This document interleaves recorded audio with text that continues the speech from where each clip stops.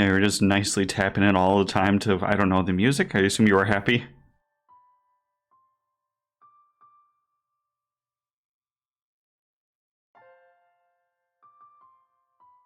I also keep it on half push to talk, half not when I have other people stream with me, just so like I can talk to everybody.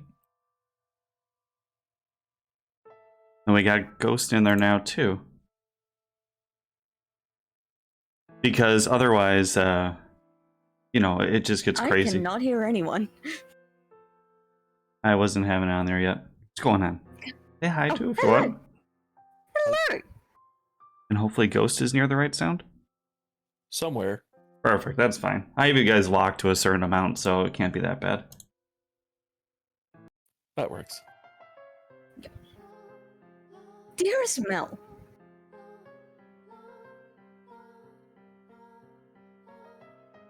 Nelly? Wait, you want to be the white-haired girl, I guess, then, for this bit, Ghost? Yeah, I can do that. Dearest Mel, why are you... What are you doing here?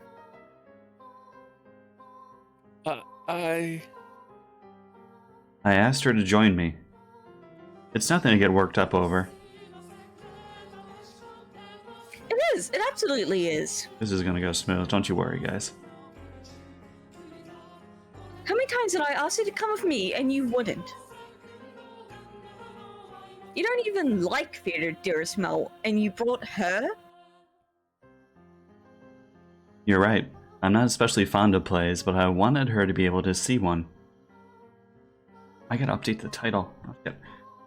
Why are you making such a big deal out of this, Nelly? She's not suitable for you.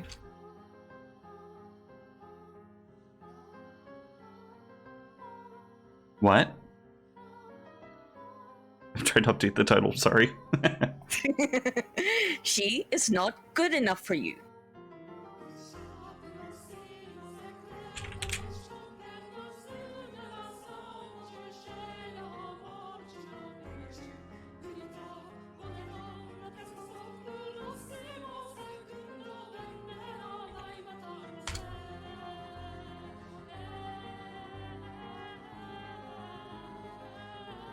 Sorry about that. Oh, you're all good. Why would you choose her? She's creepy and you have no idea where she came from. Don't talk about her like that, Nelly. But... you don't even know who her family is. I do. What? Lord Mel? It's fine. You just stay quiet. Sorry. Let the man Well handle then. this. You picked a great part. Like the other maids, she comes from a respectable house. I think when we played, what did we play? Was it Dream Daddy? And I Yes, had like yes. literally 3 lines in the entire whole arc that we did, and you had everything else? It was either that or something else, I can't remember. Because I remember there was one game we played where... Maybe it was the I Jupiter was one. the deaf meat. Yeah, I was the deaf girl who didn't talk. Oh yeah, that was. It was Katawa Shouju. We played together, and she was a deaf girl who couldn't speak, so I had to just talk for hours. Like the other maid, she comes from a respectable house. I looked into it. However, circumstances prevent me from telling you what house that is. No, you're lying. That can't be. She doesn't act like a lady. She lacks etiquette and probably can't even dance. You expect me to believe someone like her is from a good house? Enough already, Nelly.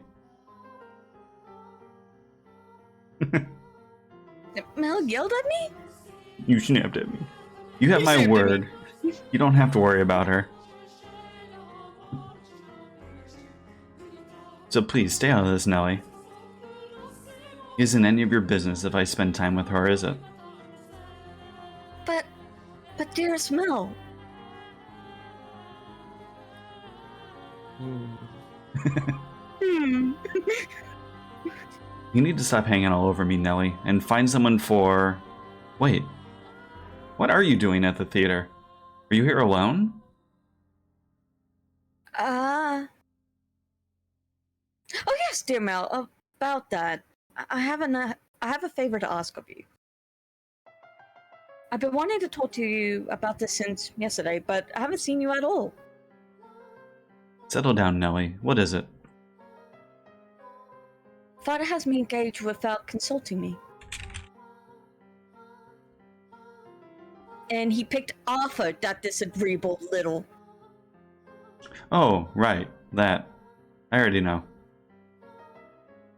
What? I heard it from Father. It reminds me, you didn't show up at breakfast this morning. I see now. It was because of your engagement.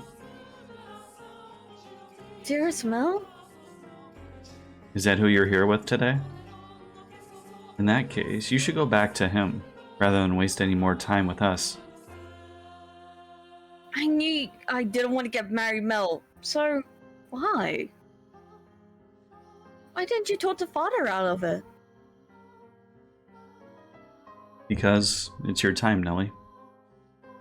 If there's someone else you'd rather be with, then, well, you can try persuading Father, but... You're the only prince for me, dearest Mel. And a prince always grants his princess's wish. Doesn't he? I just want you to say that you'll do that for me, dearest Mel. Lady Nellie. Oh. You stay out of this. It's all your fault. It's all because you showed up and played your little tricks on him. I warned you about this rat, dearest Mel. She's not suitable for... I told you I had enough already. I didn't mean to hit you. How much longer are you going to continue acting like a child? I can deal with you being a spoiled little girl, but how dare you be so derisive to someone else? Mel hit me? He hit me! Lord Mel!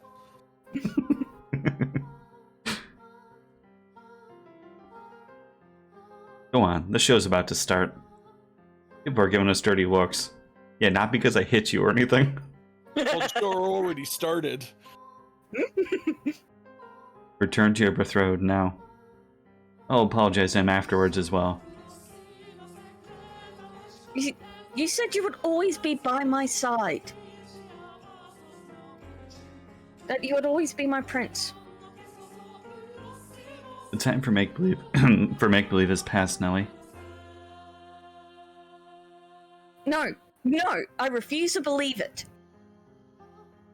I will not have it. Nellie! My goodness, that girl. Are you not going after her, Lord Mel? No, just let her go. The only place she even has to go is home. I just wish she'd start acting a little more like an adult. She's only like 14. I imagine Lady Nellie simply... They lived to like 30 in the 1600s, that's like half. She's already mid-aged. Hmm? Fair enough. She what? No, it just wasn't my intention to get between you. Don't blame yourself. It's not your fault we had an argument. But you two are so close. Well, yeah, we're siblings. So we're close, but nothing more. Oh. I do care about Nellie, and I enjoy spending time with her. She's my sister, nothing more. Anyway, sorry for making such a scene. No, I... And she left her betrothed behind without saying anything, so I'm going to apologize to him. We have to keep up appearances. Stay here, I'll be right back. Very well. I mean, I guess it isn't that bad to whack a sibling, but... Master. What are your thoughts on the tale so far? Which of the siblings do you think was in the right? Master, the brother, or the sister? Oh, my apologies for the abrupt question. Did I startle you? What do I think? Yes, I believe Mel was probably right. I think this is me. I was also surely happier with her. Or do you think it goes back to you anyways? Well, because it's the maid, right? Yeah, but she has talked to us and they just don't give us names for whatever goddamn reason. True. Maybe it is the maid. I'm sorry, go ahead. Ah, Mel had anticipated Nellie fled from the theater, leaving her fiancé behind. She forced her way into a carriage, stopped outside, probably one called for a different nobleman, and ordered it to take her home. Mel's assumption was correct. The only place she had returned to was the mansion. It's so easy when I don't have to actually talk. The sun was beginning to set, and as a young lady, she could not simply go wandering through town alone. Nor did she have any acquaintances to take her in. Her world was, in essence, composed of two elements, her brother and the rose garden. They were the light of her life at Rose Manor. She lived a very isolated existence. Try to break this up. What was the game we played where they didn't give us any names at all? The visual novel that seemed like it was gonna be really cool. Oh, Swan Song. One song. Oh, or it was like Swan something. Yeah, it looked really cool, but it was such a confusing read because, like you said, there was really no names, and all they did was like maybe they showed a character and that was it. You ever play one like that, Ghost? No. It was the one thing is our protagonist doesn't really have any dialogue, it seems. It's always being talked to in this. Yeah, the Swan. I think it might have been Swan Song. It was like 6 of them all in a circle, and they were just talking, but they didn't bother putting like Nelly or Mel or anything. It just was talking. There was no other. That literally was it. It was. Yeah. We tried. And we tried so hard. It was like there was nothing to give for this game. One day we'll get back to it, but oh,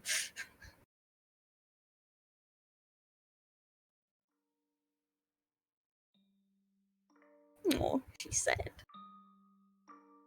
When she escaped back home, Nellie went straight to her room, locked the door, and began sobbing. The waves of her sorrow came crashing effortlessly over the leaves. Tears streamed through the cracked walls of the I can't even see that. Of the dams blocking her tear ducts. Random Brat sound noises. effects. Yeah, sorry. Why? Why would you help me, Mel? Why would you take my side? Horror in her room appeared blurry through her damp eyes. Memories of the day she had it redecorated played back in her mind with crystal clarity. She told me she had no feelings for you. That liar! That bitch!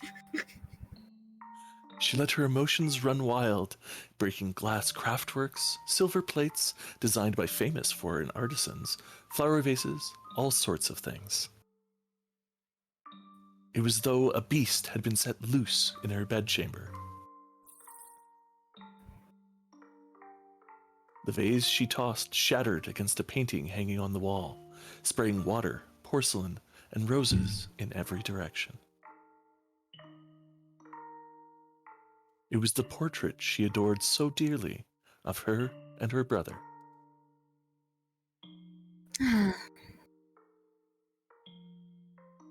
And in what appeared to be like a metaphor for her life, the frame fell off its mounting and came crashing to the floor.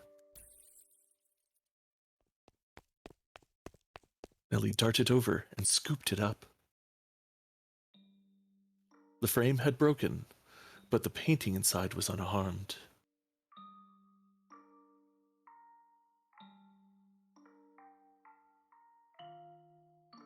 The Two smiling children were still the very image of happiness, inseparable siblings gently holding one another's hand. My prince is no more. Aw.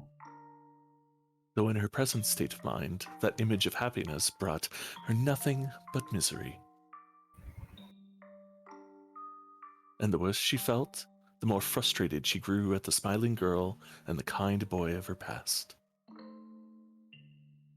The princess is no more either. You're not a princess anymore, Nellie. Some other woman has taken your place. I trusted you, Mel. I want a part in this play. What I the believe fuck? you would always be there for me. This painting is nothing but a lie. That is not the real Mel. That's not the real me. It's all a big fat lie.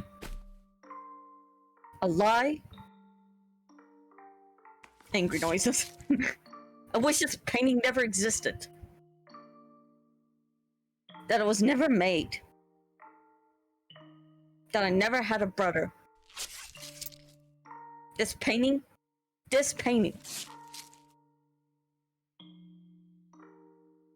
In a fit of emotional distress, she scratched feverishly at the painting she once considered precious. She put more force into her fingers than she, or perhaps anyone, might have imagined she could.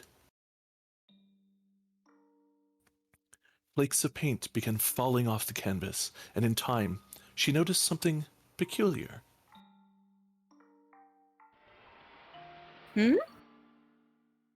What is this writing?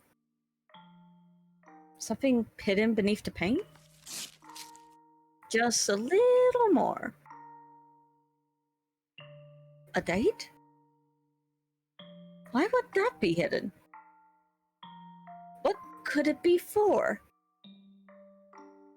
Completed. Completed. May 1587. 1587? She read aloud the faded, scratched-up handwriting.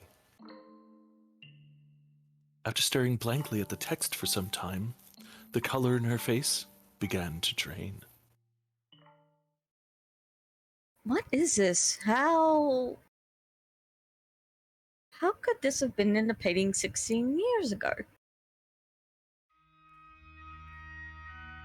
I wasn't even born then, and Mel would have just been a baby. Is this not me? Is this not Mel? There's still more writing. Urged on by her rapidly pounding heart, Nellie furiously scratched away at the painting. Even as her clean, pink fingernails were soiled with fragments of paint and blood, she did not stop. Blood? A lot of scratching. Okay. She was so overwhelmed by trepidation that she could not stop. She had a horrible premonition that something was about to happen, something indescribable, incomprehensible. This is how I envisioned your son and our unborn daughter might look several years from now. Your son and our unborn daughter. So this was a painting of the future? Then it really is of me and Mel. No, use your head, stupid. Back up. I'm only 14. 16 years ago, I would not have even been inside Mother. But then who is this? Who is that holding Mel's hand? Who is that with my brother? Let's have you know, guys, I'm killing it with the there square has to button. be. Ow.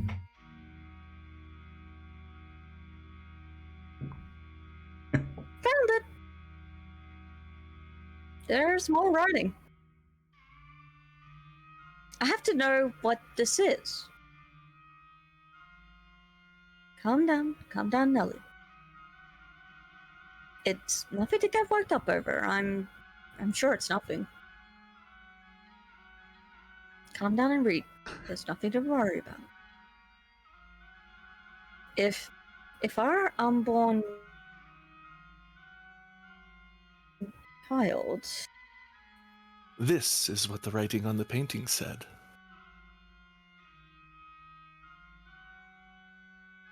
if our unborn child does not have your hair color, then you will probably not be able to take her in as your own. I will be punished and my life made miserable. And so I pray that this child might have Flaxen flux hair. in there. Thank you, boss. I'm taking this part. Oh, okay, sorry. I've been sitting here forever. Though it is a sin to wish she has in her a trace of me, I do hope it is a girl.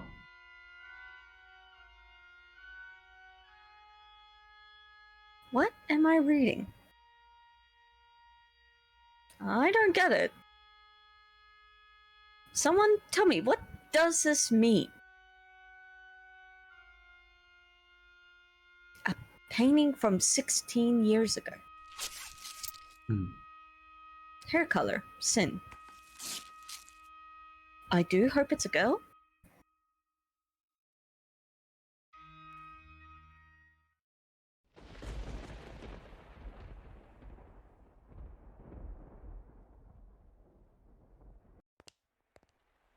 Because I'm not sure if there's a narrator and a maid, or the maid is the narrator. Yes. I want to save one of these. Yeah, I totally get it. I have really bad luck with things crashing on me, so... Honestly, fair enough. It's Nelly. Let me in. I don't know. I mean, I can see her being a narrator. I mean, why not? Lady Nelly?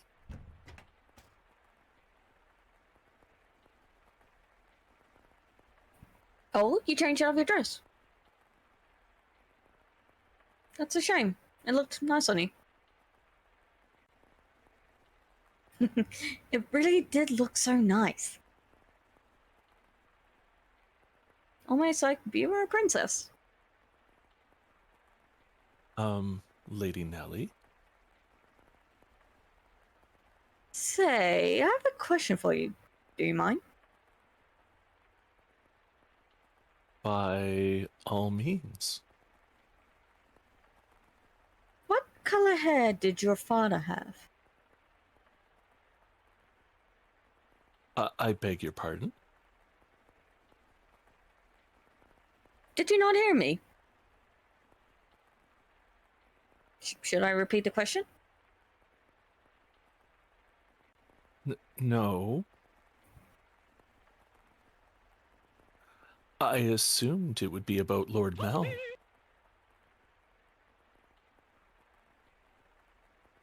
I'm just so curious about where you got that white color from. I'll fight all you bitches today.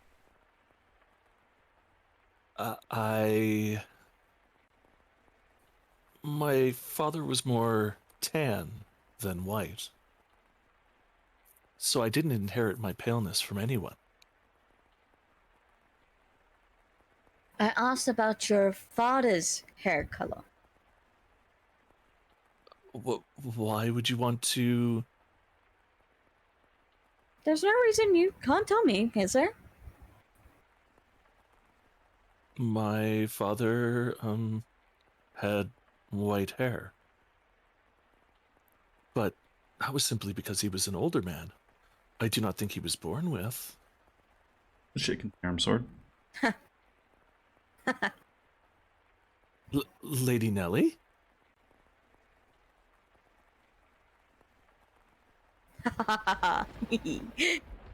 Hmm? Hey, guess what? I figured it out. I figured it all out. Learn to let go. That is the key to happiness. Thank you, Buddha. Hmm. And it was so simple. There's only one difference between you and me. The thing that Mel fell for is... Why do you have those? No, stay back.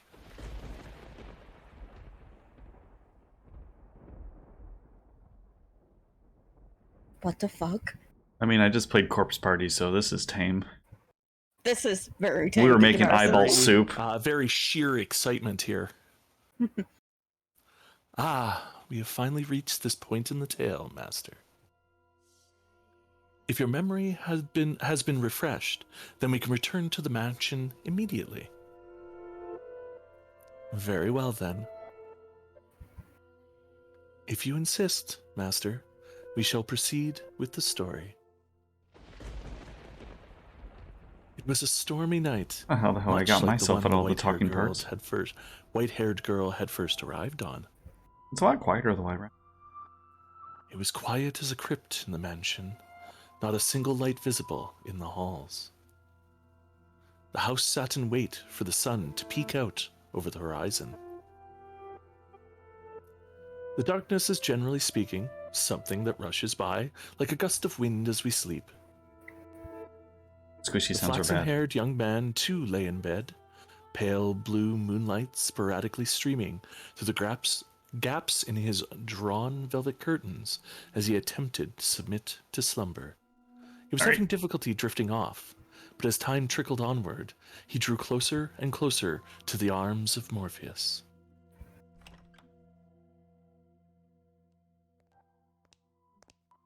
No.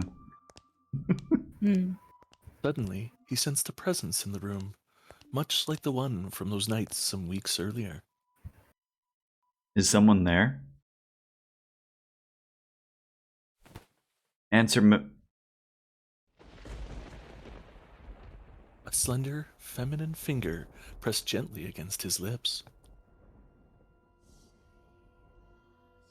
There was no hostility in the motion, but rather a great deal of affection. You are... The silhouette faintly visible in the dark room was the same as that night. A flash of lightning shone through the drawn curtains, illuminating her beautiful white hair. Several silky locks spilled over her shoulders and brushed against Mel's cheeks. A couple soft puffs of air tickled his face, as though she were silently laughing. I mean, puff puffs? Oh, The all the puff puff. Puff Do you have a puff. problem with my nipple and chest?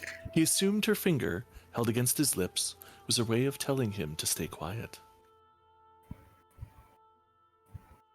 She began to slowly, delicately, trace the outline of his mouth, moving down his cheek and along his jawline, as if over porcelain. You're rather more forward than I remember. Well, So, I suppose you always were quite daring. This isn't the first time you've sneaked into my bedchamber. Mm-hmm. The boy said in an attempt to conceal his surprise. Do you remember the night she came to exact revenge on him for her father? Indeed, she had proven herself to be a rather bold girl once already. God, I know it's dark. I can't see you very well. Yeah, I see it too. It's all the scissors. Why don't I light a lamp? Or perhaps we could open the... Before he could finish, the white-haired girl sealed his lips with her own. In the near total darkness of his bedchamber, the two shadows appeared as one. oh no. They remained that way for several minutes. Their kiss was innocent, no more than a pressing together of two pairs of lips. And at the same time, the white-haired girl Girl lovingly ran her fingertips across his skin. When their lips separated, Mel gasped for air. It seemed he had been holding his breath. Slightly embarrassed at himself, he said,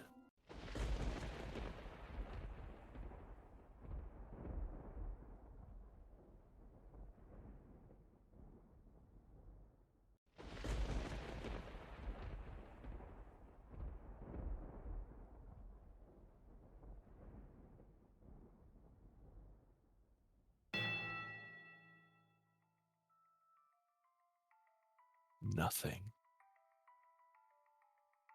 He could not speak. Silhouette hanging above him was certainly the white-haired girl's. Or was it? Because his next words were, You got off me. he reflexively shoved the girl straddling him aside. Take my virginity. She rolled off the bed, landing on the cold floor, but slowly, gradually, she crawled her way back toward him. I think it's actually UM. That wasn't very nice. Veiled in darkness, she slowly lifted her head. And then there was another flash of lightning. The heavy fabric of the curtains rustled, bolts of light streaming between the gaps.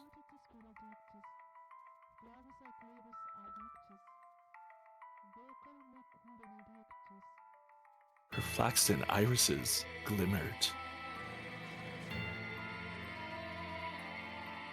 Though in the bluish-white light, they took on a twinge of almost golden glow. No need to be so rough. This isn't the first time she visited your bedchamber. Is it, Mel? Or did I not kiss you the same way?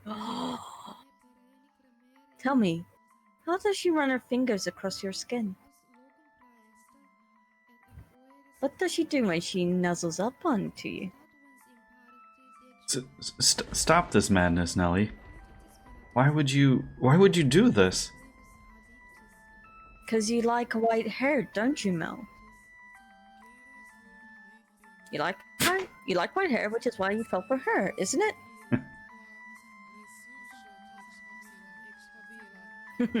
So, I have white hair, then you'll fall for me too. Then I could be your princess again, dearest Mel.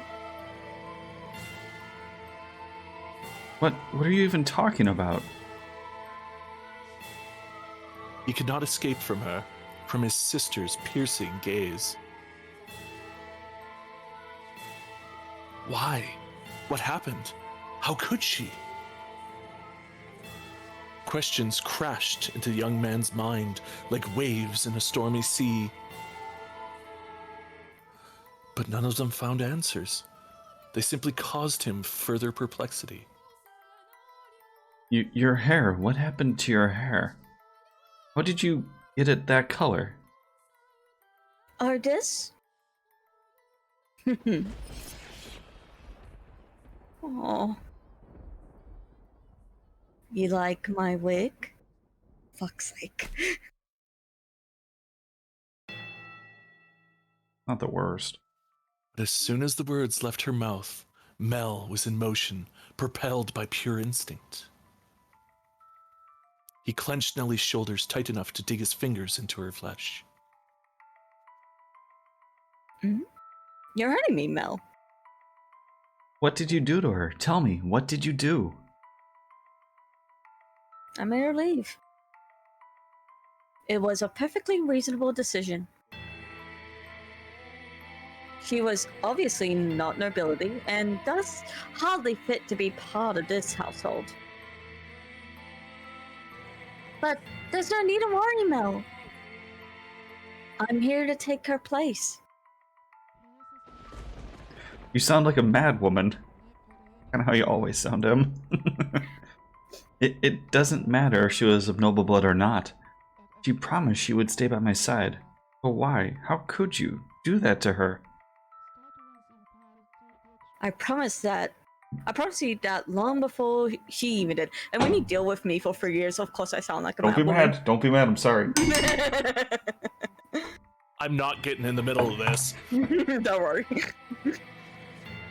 And I loved you far more than she did, Mel.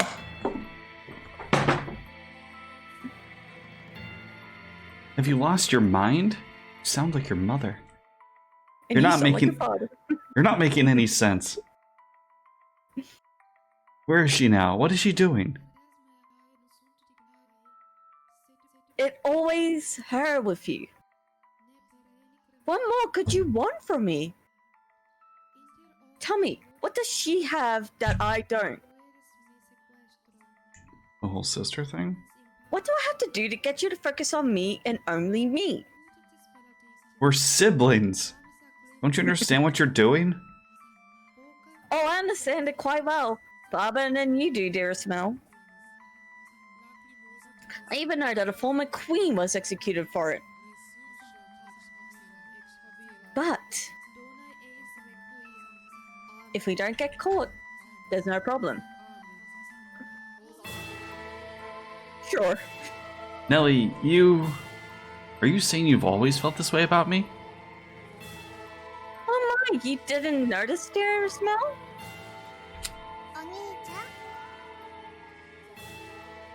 You truly are a dense one. I guess romance isn't your strongest suit. But you've noticed now, haven't you? You know exactly how I feel about you, right? Quit it. Enough. Don't say anything else. Stop having these insane feelings for me. It's disgusting. What are you laughing about? Poor Mel, content in your complete ignorance. Alright, I'll tell you everything. Mel, you can only love blood-related women. Huh? Huh? His cackling sister appeared to him like some kind of inhuman life form. Her actions and incomprehensible exclamations slowly drained him of his strength. What kind of deranged nonsense is that? I love her. She's... Your sister, Mel. very funny. How far out of your mind have you gone, Nelly? Poor Mel. Do you honestly know nothing? Say that her father was a painter.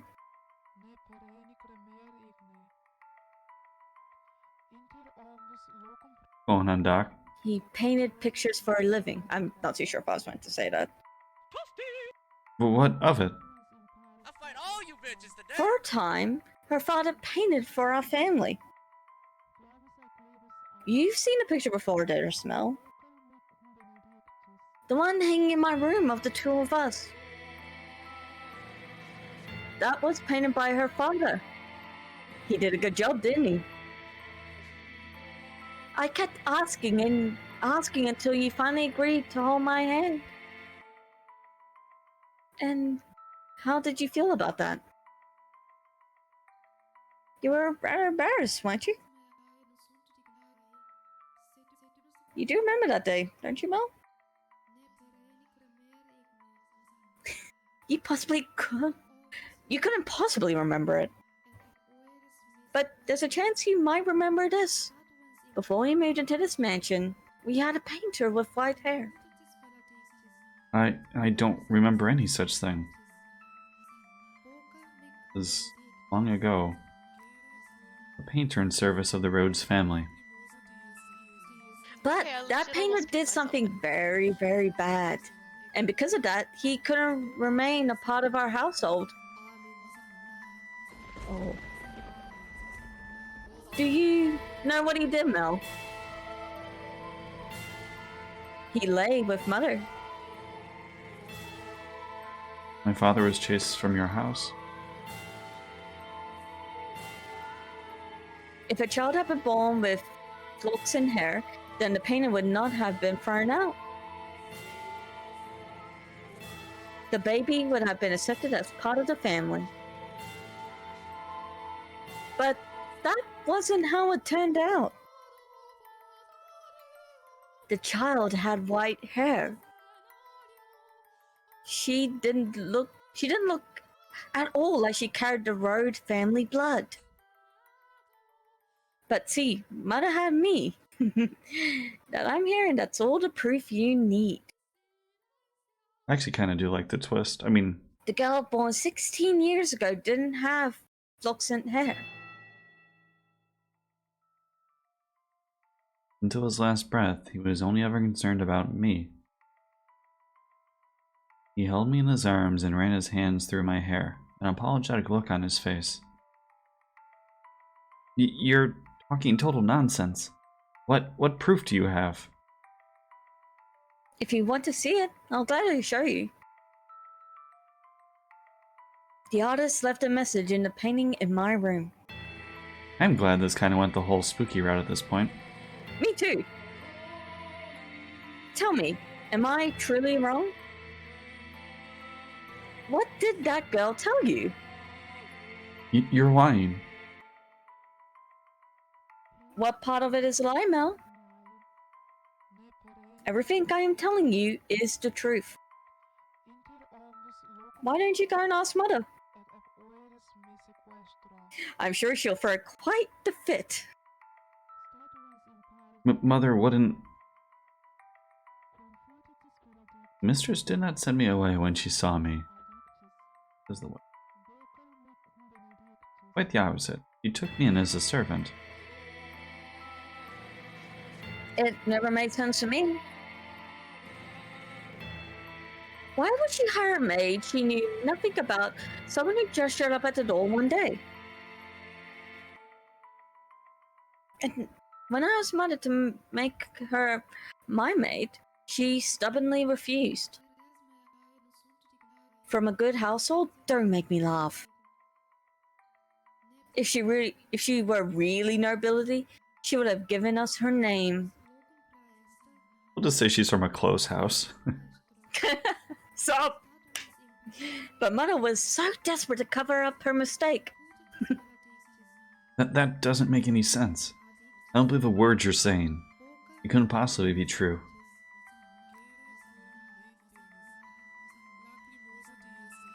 Would it be nice if you could bury your head in the sand? But Mel, feign ignorance is a sin. No. I refuse to believe it. Not a chance in hell. You just don't understand anything. How I feel, how much I've suffered.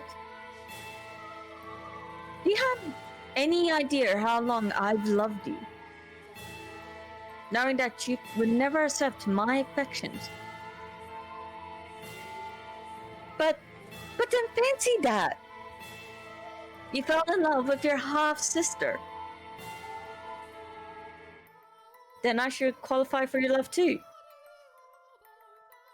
Shouldn't I, Mel? Oh, that's creepy. I like that. Stop it, enough. Shut your mouth. Not another word.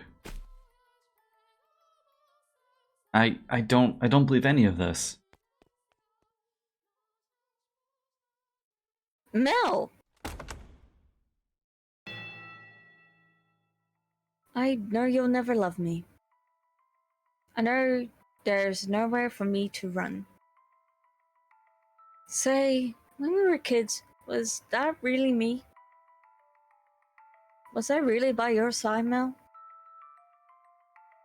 If that painting tells me the whole truth, I was never once did I get to be your princess.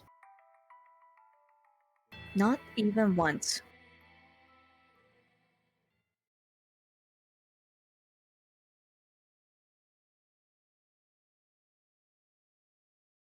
Dearest Mel, Everyone just loves to dote on me. They always tell me how pretty I am. Mother does, father does. And all the maids do too. I could do anything I want. So for me, acting like a spoiled child is the only form of rebellion I have. I don't have the kind of freedom you do, Mel. I'm just a doll for the family to play with. When I have visitors, it's only ever for show. So it's not my fault that I don't have any friends. Dearest Mel, you're the only one who's ever cared about me more than anything in the world. Dearest Mel, Not really. I really like to read. I always knew how you would react if you fell in love. I just hope everyone else is having fun. I would cry my eyes out. I would envy her to death. I would get as angry as a bull. Kind of feel bad. I didn't expect them But both have to eventually- read I would have given up. that much, you know? I knew I could never have it my way after all. My feelings would never bear fruit. So I think I've drank more than I usually when I read. did she have to be your sister? Half sister. It's a half sister. Oh no, Stepbro. Tell me why. It's important on which half it is.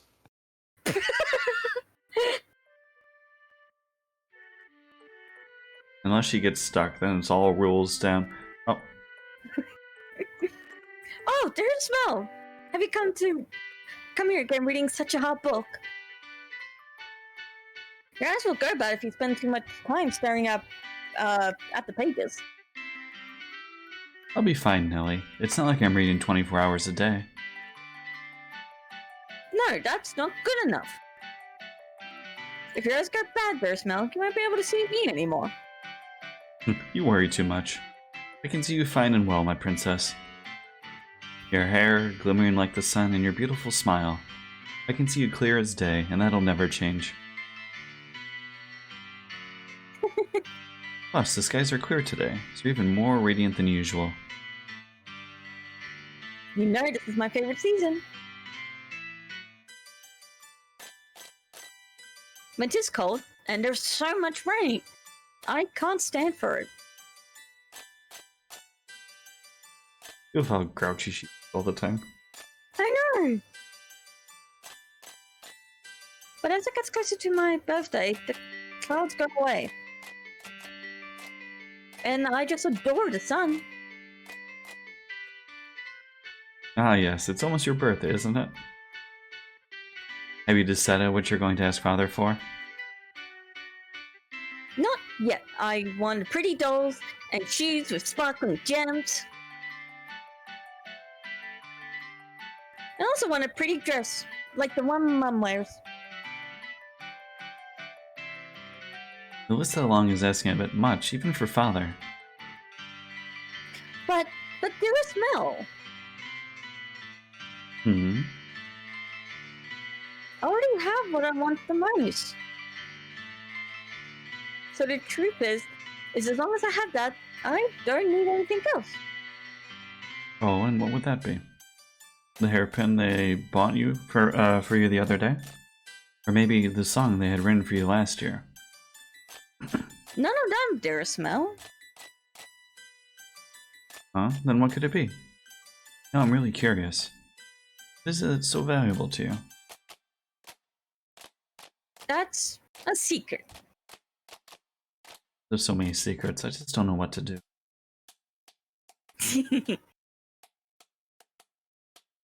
So, dearest Mel, would you run your fingers through my hair? Just a little bit? What's gotten into you, Nellie? Are you so hungry for attention all of a sudden? Please, dearest Mel? Oh, Nellie, what am I going to do with you? Come over here. This is unsettling. And I want to sit on your lap. Yes, yes, as you wish, my beautiful, beautiful little princess. Say, there a smell? Who's it this time, Nelly? Right now, I'm so incredibly happy. Fuck this game. Oh, and out of curiosity, who was it that you really cared so much about?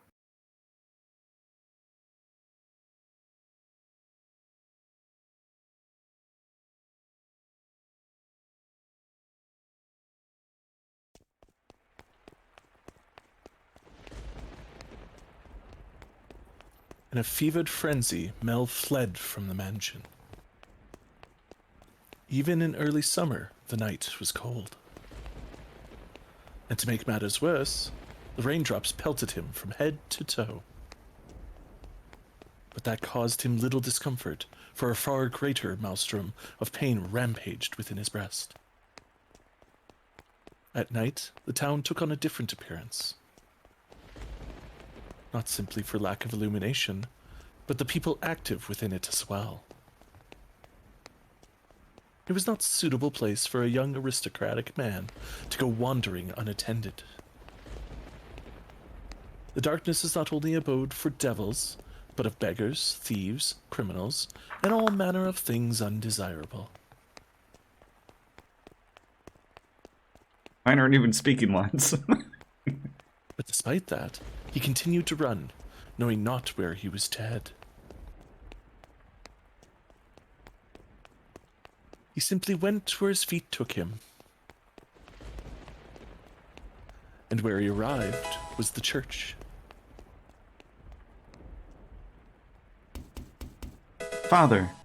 Father! God should be able to offer me some counsel. Answer all my questions about that painting, about her, and about Nellie's feelings. Not her lies, but the truth. Please, open the door. Open the door. But as you might expect, the door was locked, and the priest showed no sign of responding to his calls. The sound of the pouring rain drowned out everything else. All you bitches today. His head drooped feebly. He looked like a helpless little calf who had wandered alone onto a dark, precarious mountain path with no end in sight. Why? I won't anyone tell me the truth. All I want is for someone to tell me it's not true. Have I sinned? Oh, I didn't know anything. I didn't know. No, none of it's true, so I haven't done anything wrong. I'm not at fault, am I? Nevertheless, his sister's claims and her laughs continued to echo within his head. I don't think we had sex, did we? With the white-haired girl? I don't think so. If he Maybe kissed, but that's a voice as a god, if I recall. If he truly believed it to be false, he would have gone to look at the painting. I think she choked us. That he could not was an indication that uncertainty had a stronger grip on him. Fragmented images of a white-haired painter fluttered through the back of his mind, but he desperately shoved them aside. What good is the church? What good is theology? What good is God? What? Something moved near the boy. It stood immediately behind him and grasped his light dressing gown. He had been so consumed in his own world that he had not noticed the person's presence until they were close enough to touch him. What? Who are you? And there was a beggar dressed in tattered rags. Still begging at the church? The hooded beggar tentatively extended his hand towards Mel, pleading for relief with sad, slender fingers. Were he a generous young man, Mel would have given the beggar something. Were he generous, of course. But, Lord, get your filthy hands off me. I have a damn thing to give you right now. You dare touch me. Suddenly, the beggar's head turned upward. My eyes catch the beggar's. Her hood fell back, revealing a hairless head. Why? A pair of red eyes gazing bitterly, though with a familiar, distinctive glimmer at Mel. Red eyes. She immediately covered her face and turned to run. It can't be. The beggar that's always been here was a... You said yourself that they would not survive much longer. How could you be certain she was that same beggar? Wait for me. Perhaps as someone of such high social standing, all beggars appeared the same to you. Perhaps you wanted to believe your meager generosity made a difference, that you did something of value. I will not say it is wrong to think so. Wait for me. I chase after the fleeing girl. Though I shout for her to stop, she continues to run. The rain is so heavy I'm afraid I might lose her. I'm terrified. But I didn't do anything wrong, did I? I'm begging you, please stop. I just want to talk. It comes to a stop at a corner. Please don't go around this corner. It's you, isn't it?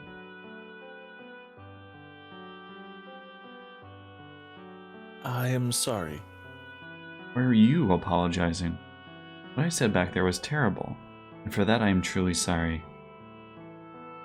I didn't realize it was you. Please, come back to me. If you're concerned about social status, I'll figure something out. And Nellie's getting married off soon enough. Oh, Nellie. Nellie did some horrible things to you. She lost her mind. She was talking nonsense. But don't worry. You'll be out of the picture soon enough. I'll make sure you're safe. Say something, please. Are you angry? You're angry, aren't you? I am not angry at you. I am not... Did you know everything? You come to our house aware of everything? What? Did you? Tell me, please. The priest isn't around. Everything Nellie says is a lie. You're the only one who would tell me it's not true.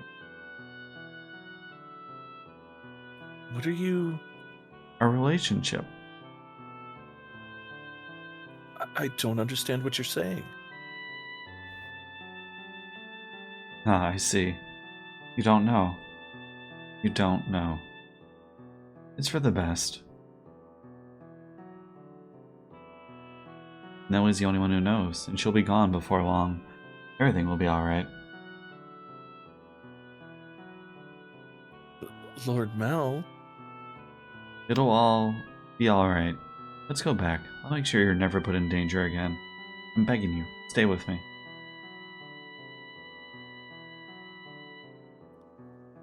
My appearance is no longer suitable to stand at your side. You saw how unsightly I am back by the church, did you not? Hair can grow back. That's not a problem.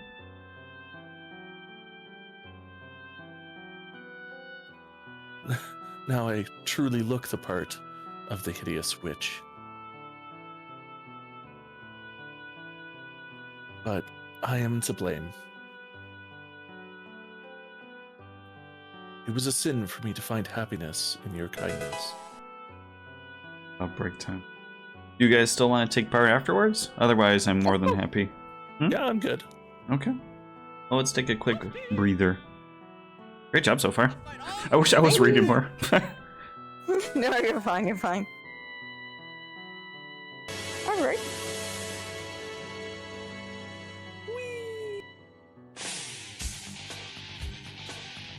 Alright. Who got dibs? France? I got you. I'm gonna grab something to drink. And then we'll continue on in a couple minutes. Excuse me.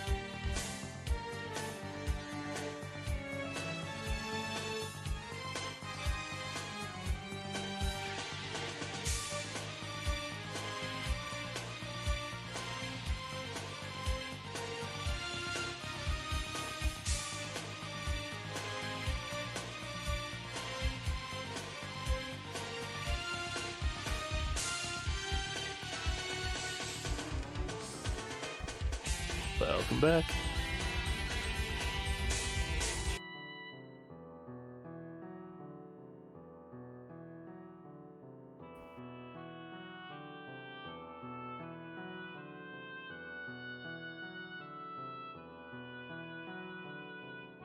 Em, are you here? Oh yes, yes, I am here. Beautiful.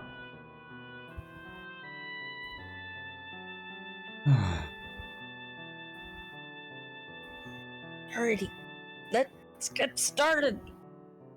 We read this one? Yeah. Yes, we did. What are you talking about? You're...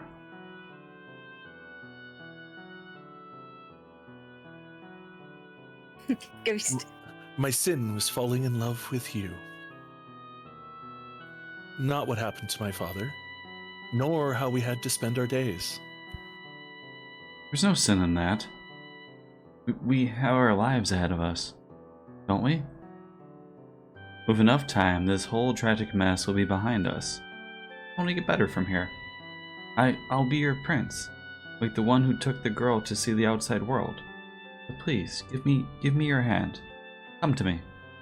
Don't leave me all alone. I need you by my side. Please. I extend my hand around the corner. I sense her hesitating beyond the bend. I'm begging you. I can't see what's on the other side, but a vision of her reaching out to put her hand in mine wells up in my mind.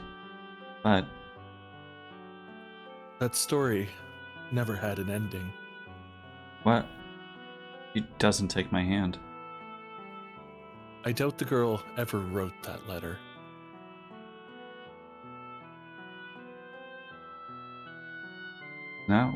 She's not there when I turn the corner. Why?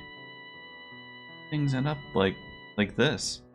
Where did I go wrong, oh god?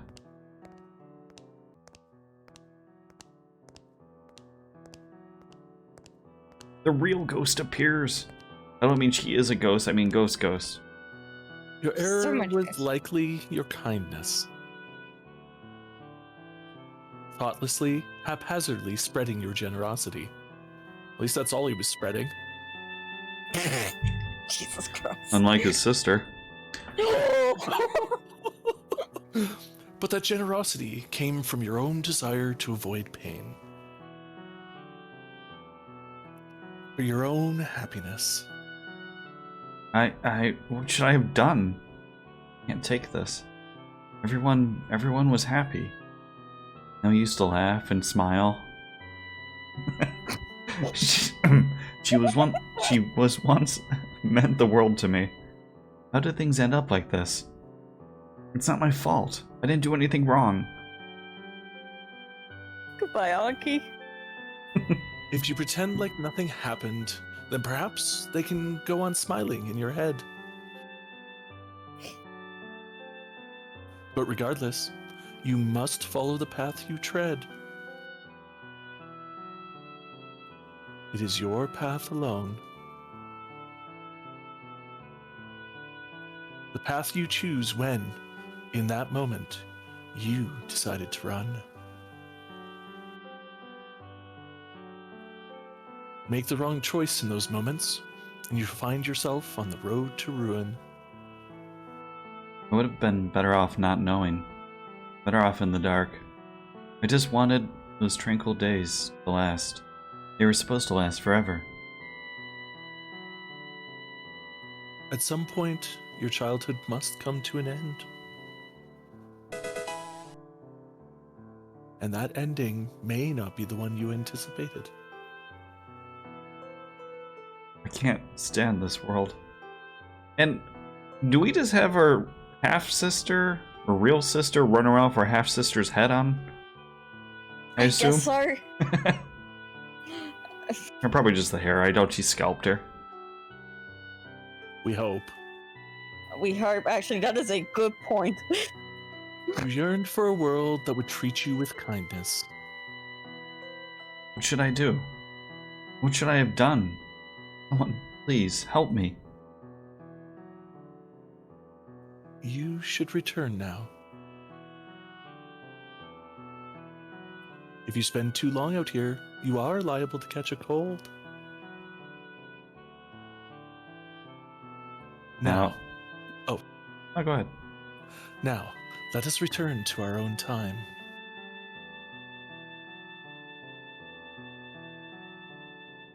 I think that was the future maid talking to the past maid. And to our silent Or protagonist. silent, yeah. I picked a great one. Ah.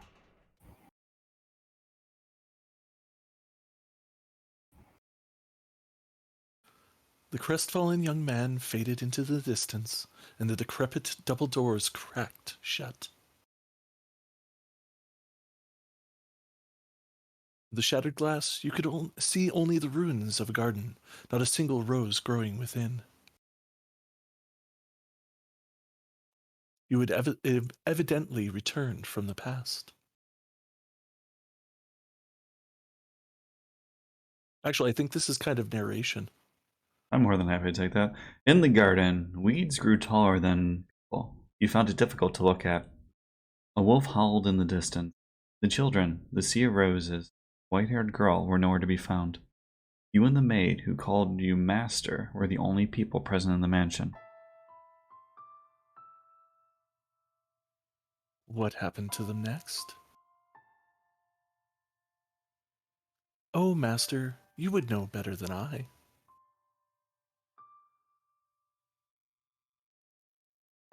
My, you cannot remember? You really like the art It style so seems far. this is quite serious, then. Worry not, my loyalty lies with you, master. The mansion has witnessed more yet. Let us make our way to the second door. Oh, we get new people now, maybe. Your hand in hers, the maid guided you back through the kitchen and into the tea room. Her palms were still cold. You felt as though you were clenching ice. Master, do you wish to know the truth no matter what may be hidden within?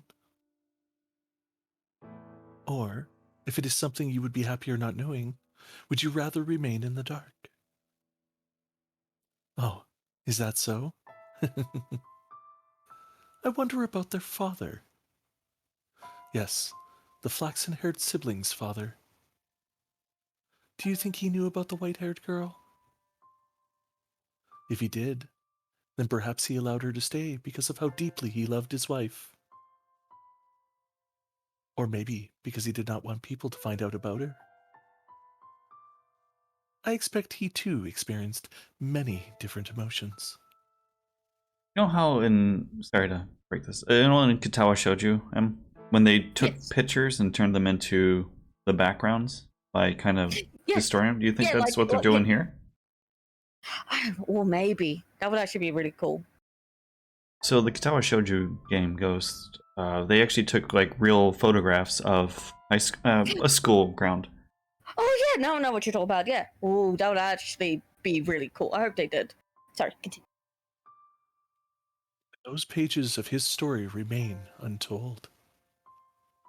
Their parents likely had a turbulent tale as well, but theirs It's a really cool is not of contrast. consequence. To whom? I could not tell you. Their eyes are so strange in this too. You and the maid cross through the entrance hall, continuing your trek. At some point, the fire in the fireplace had faded to embers, emphasizing the lack of light within the mansion. The maid took a candlestick and lit it in the cinders. The small flame illuminated her pale face. On a whim, you asked the maid about herself. Really hard not to say you, Me? you know? I am a maid devoted to your service, master, as I have said. Oh, what was that? You are interested in my name? You flatter me. I truly do appreciate the question, Mhm. but you are more than welcome to simply call me the maid. Also, it would make me much happier to hear you say my name after you have recalled who you are, master. A subtle smile rose on the maid's face, after which she began to lead you down a first-floor corridor. I hope this turns out to be like Clue, a horror clue. The maid did it. Still holding the maid's hand, you With a pass in front candlestick. of a In the full-length lobby. mirror. In 1943, in it reflected the warm light of a candle, which disappeared out of the rain shortly thereafter. Oh my, is something the matter? Did you come across something peculiar?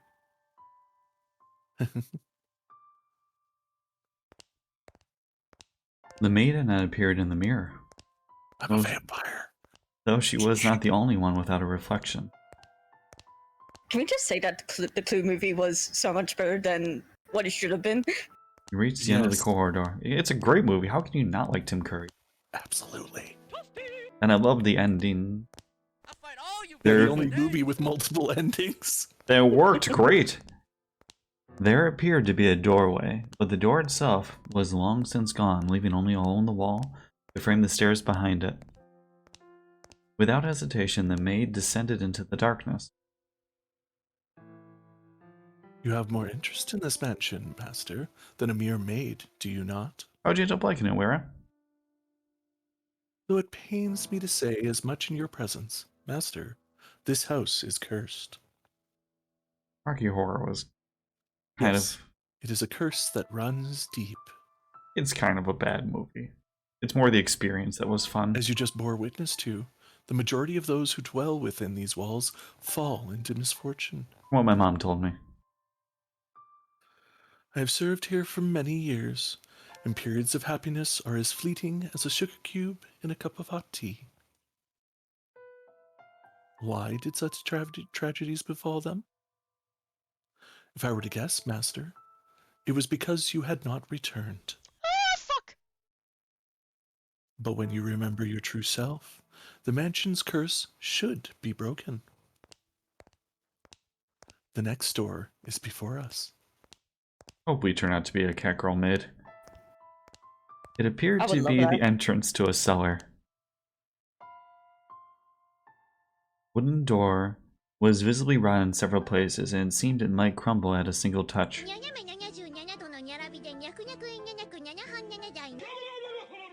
Sorry, my Neko sound effect is a very long one. You could hear the sound of something devouring meat beyond the door. Maybe there was a beast living within. Before you had a chance to say you thought it was dangerous, the maid opened the door with a chilling smile on her face. Your first impression was that it smelled of blood. Like burnt hair. Second door.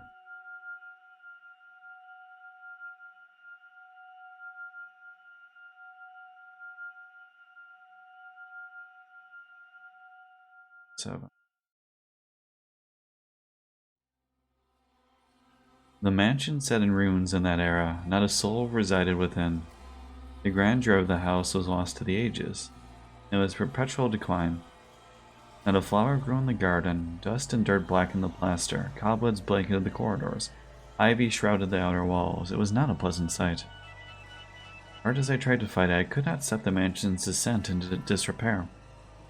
The depth of the previous owner's grief, or perhaps despair, was far too much. After the beautiful flaxen-haired family, people stayed away from the mansion. They had no heirs, so the bloodline simply vanished into the depths of history. It had been about 50 years since the house last had a resident. The forlorn property appeared as though it had been abandoned for centuries, and the occasional villager who stumbled upon it did not remain there for more than a day. My time there was rather solitary. It was perhaps the loneliest time of my life. Everyone who visited the mansion feared it, and was left without anyone to become its master. I even came to believe that my time serving as a maid would come to an end in this era. However, one day I noticed something out of the ordinary. As a servant of the house, I am almost immediately aware of any new presence within its walls. There appeared to be someone downstairs. Imagine just how delighted I was. Though a part of me was anxious about what kind of person I might find, the possibility that it could be you had my heart aflutter. Though resisting the urge to rush, I headed for the basement.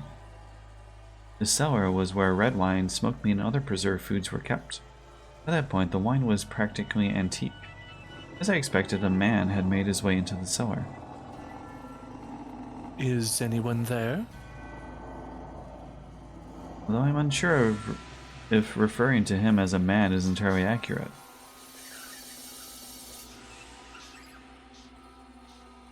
Oh my, this is quite something.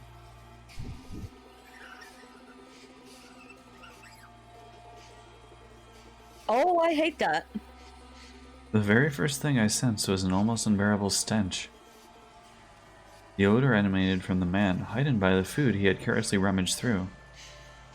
Blood-red liquid spilled from wine barrels, soaking the floor. Sunken eyes had a piercing, wolf-like glimmer in them. His teeth were sharp and yellowed, visible as he ripped into a chunk of meat. He grumbled in a seemingly inhuman tongue. I was looking at a beast. Perhaps a half-beast. Another source of odor in the room, though. Had something of a kind of metallic tinge to it, and when I noticed this, I nearly passed out. Red liquid was not just wine, as I had assumed. Beast had, I presume, stolen a weapon from the village. A sword far too nice for him to lay on the floor by his side. I could already imagine how many people's lives he had taken with that blade. It was visibly wet with blood, even in the darkness of the cellar, but at the same time it had an imposing gleam. The fine, luscious aroma of the wine could not mask the stench of the blood and the beast. Holding my breath, I took a few moments to ponder. Ponder what?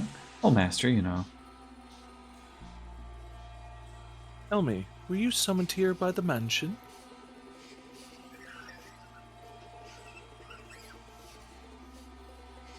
Did you come here knowing what kind of place it is?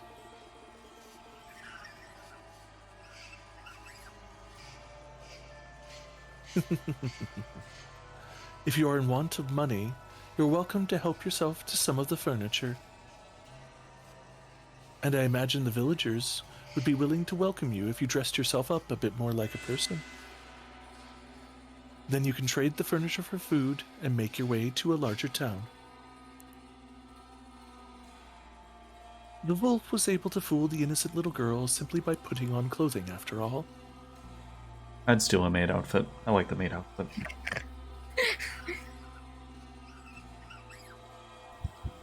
Oh dear, I was afraid you wouldn't understand me. Oh, what am I to do? I was in quite the predicament. Nevertheless, it meant a great deal to me then that I had found someone who did not fear the mansion, be they human or beast. I decided I should give him my assistance, while doing my best not to agitate him. Say, could you perchance be my new master?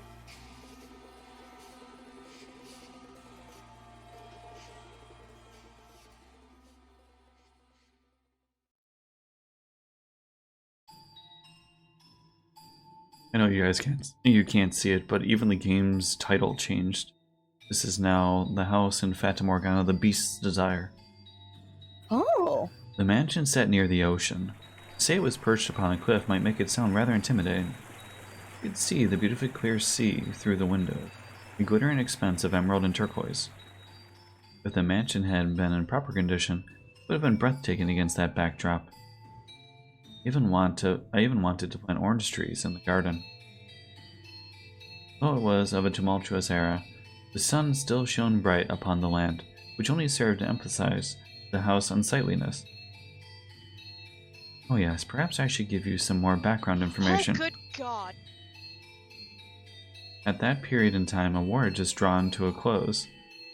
I don't know if there's going to be any Be Our Guest songs here, Anki. I hope not. The once gorgeous wetlands were infested with crows picking at decaying remains. Bodies of soldiers fallen in battle continually washed up on the shores of coastal villages. The people wanted nothing more than for the curtain to draw on that deeply political contest. And when it finally did, the kingdom, with its richly fertile shores, was stripped of its independence, beginning a new era under new rule. The people are exhausted, their spirits wasted away. And the splendor of the ocean and sky did nothing to help. In my mind, the beast was emblematic of the times, emaciated and enveloped in the scent of blood. But the war came to an end. Thus the beast did not have to remain a beast, I thought. Did he? Be our guest. And so, I endeavored to make the beast more human-like. First, I needed to do something about his appearance. I would draw a bath, scrub away all the filth, and dress him in clothing left in the mansion. However, having sat unused for 50 years, the majority of garments had been devoured by insects and were of little use. So I searched the mansion top to bottom for anything the beast could wear, heated up some coals, and set to work ironing out what I found. At the time, steam irons had not been invented, just plates of iron heated with coals. They say they somewhat resembled kettles. I'm using Maid at work. Exactly. I'm using L3 as my push to talk on the damn controller. My thumb's getting tired. I even prepared meals for the beast in order to teach him proper table manners. Yeah, this literally is Beauty and the Beast. Although, with the mansion in nearly uninhabitable state of disarray, there was only so much I could do in the kitchen. And the only supplies I had to work with were what was left in the cellar. As such, I was not able to put to use the cooking skills I had learned in the flaxen-haired family's time. Now. You mustn't eat with your hands. Mrs. Kobayashi's Suck. ghost blood beast maid. Do you want to get your fingers and face dirty?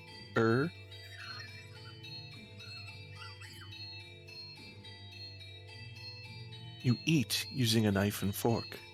Now, if she had a French accent. See, like this? I feel like I'm teaching a young child.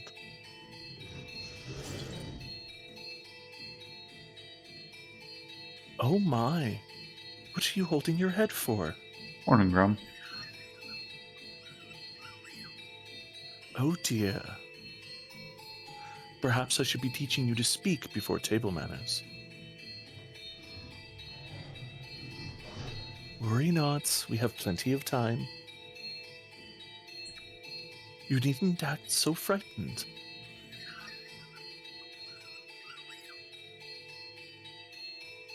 Or perhaps you do not want to be understood at all.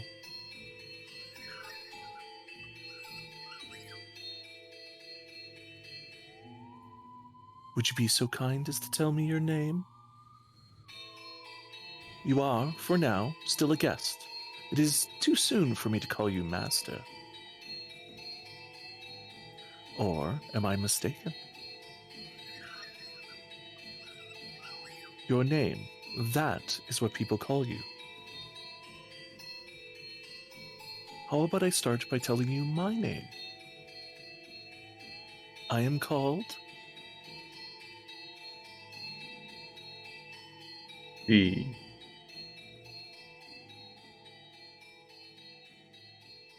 Bestia. Bestia. Your name is Bestia? I see. Then that is what I shall call you, Bestia.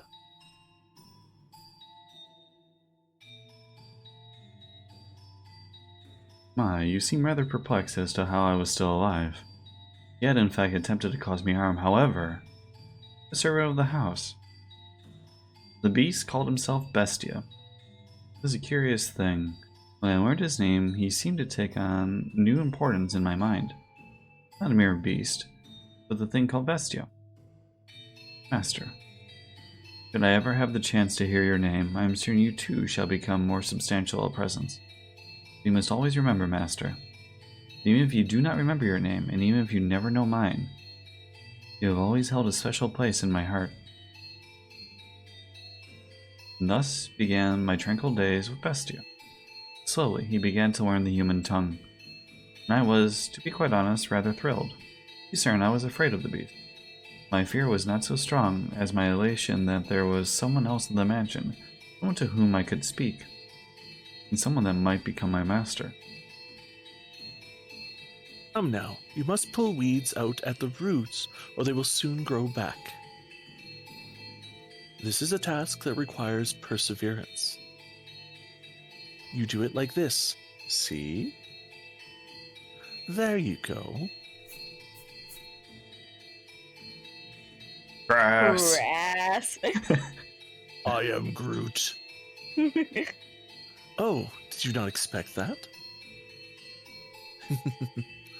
What appears to be many plants on the surface is actually all connected within the soil.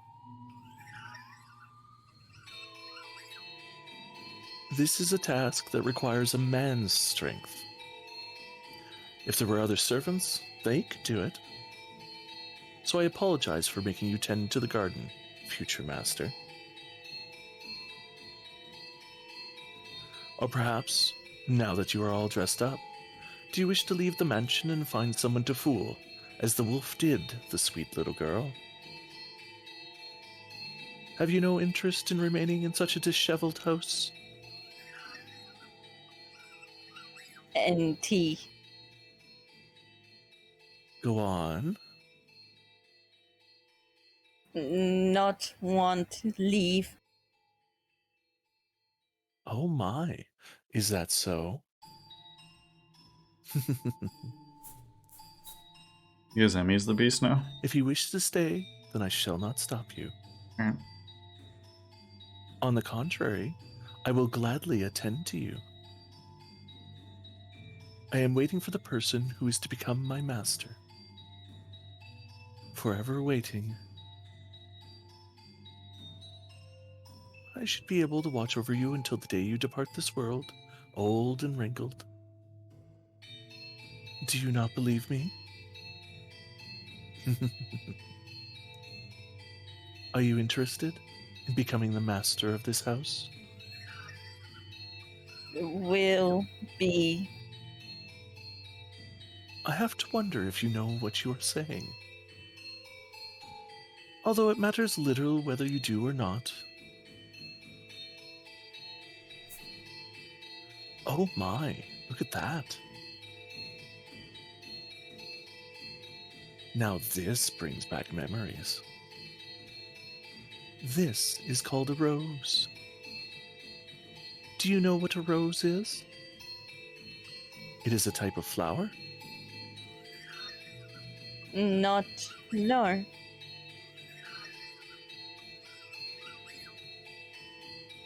I see. Then allow me to teach you. What you have here is not a real rose. Real roses wilted and are sleeping in the soil. This is called an accessory. It is something women wear. Beast held an ornamental white rose in his hands. An object someone, sometime, meant to give to someone else. Curiously, the white rose was just as stunning as it had been the day it was made, despite being buried in the earth for so many years. I hear roses make wonderful gifts. He stared intently at the decorative rose. I presumed the beast would either discard it disinterestedly or destroy it. Much to my surprise, Bestia held it gently in his hands as though it were something precious to him. Are you perhaps considering giving it to me? So you are not. Very well. Aww. Is there someone else you would like to give it to? So sad. I know. In that moment, a thought floated through his mind. The thing I had found in a pool of blood in the cellar was a monstrous creature indeed, but perhaps that was not, at his core, what he truly was. I asked him a question. What is it that you desire, Bestia? This mansion fulfills people's desires. If you yearn for something, Want. Live. Peace. That filthy thing. A beast. It's a beast. It's eating goddamn sand. You really that hungry? Beast, you foul creature. Stay the hell back. Get any closer. Filthy. and I'll kill you. Several days passed by. As Bestia began to act more like a person, the mansion followed suit, slowly becoming more habitable, though not yet back to its former glory. No flowers grew in the garden, but neither were there weeds infesting it. The dusty corridor, shattered windows, rust-covered kitchen gradually returned to their proper states. Bestia learned how to change his own clothes and how to draw a bath. No longer did I have to wait on him hand and foot. He could take care of a number of things all by himself. What we lacked for food, he acquired from the forest. Never did he go to purchase supplies from the village. Rather, he captured hares and gathered herbs hidden in the undergrowth. They were days without incident. And though such a life may be want for excitement, peace is something that you mustn't take for granted. Those who have it cast aside, finding the leisurely flow of time dull. Only those who have never experienced it know how precious it is. Bestia appeared to be content. He wore an expression of solitary serenity. Someone, is anyone there? And then one day, a crack formed in the uneventful tranquility. Is anyone in there? Can you pop with some food? I don't need much. Some food and water? Just a little, that's all I need. Bestia looked over at me as if seeking my aid. Ironic, no? It was the visitor who was truly in need of aid. I pondered for a few moments, deciding that I could not simply turn away someone calling upon the mansion. Had Bestia ordered me not to let him in, I would have followed his instructions, but he said nothing.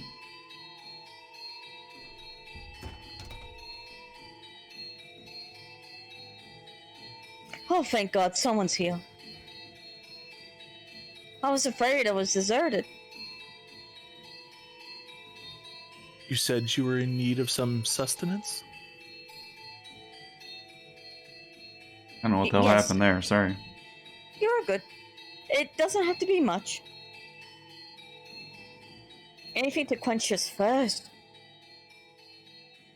I got lost, and it's been several days. Give me a few minutes. I will find...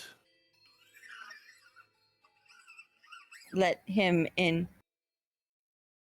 A firm, deep voice came from behind me. I was quite startled. When had the beast learned to act so much like a human? When had he learned to speak so clearly and to behave so much like a master?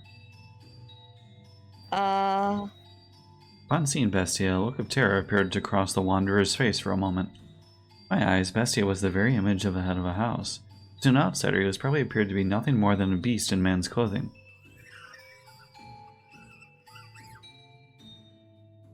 Prepare him a meal and a bed. I suspect he is quite tired. Thank you very much. But You in ever feel time, like you're talking to yourself? the fear drained from the man's face.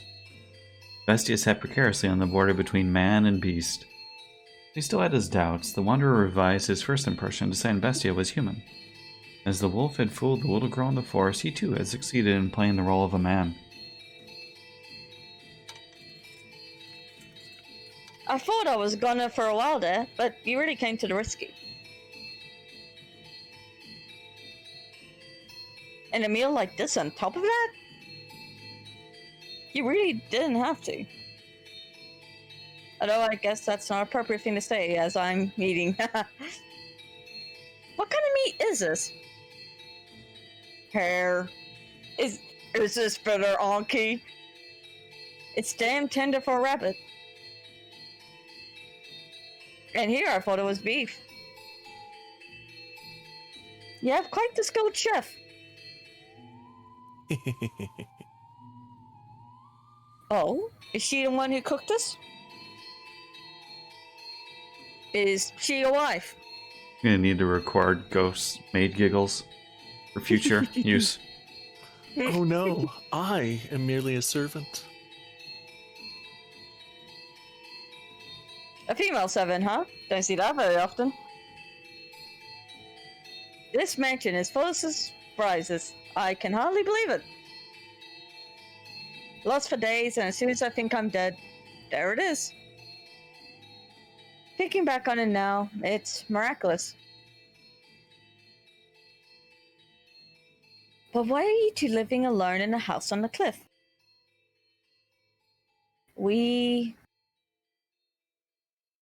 Oh, I beg your pardon.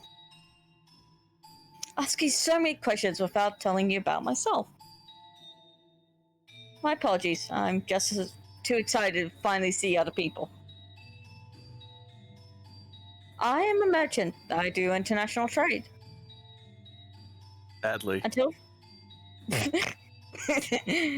a few years back, spice exports pretty much came all over from one place.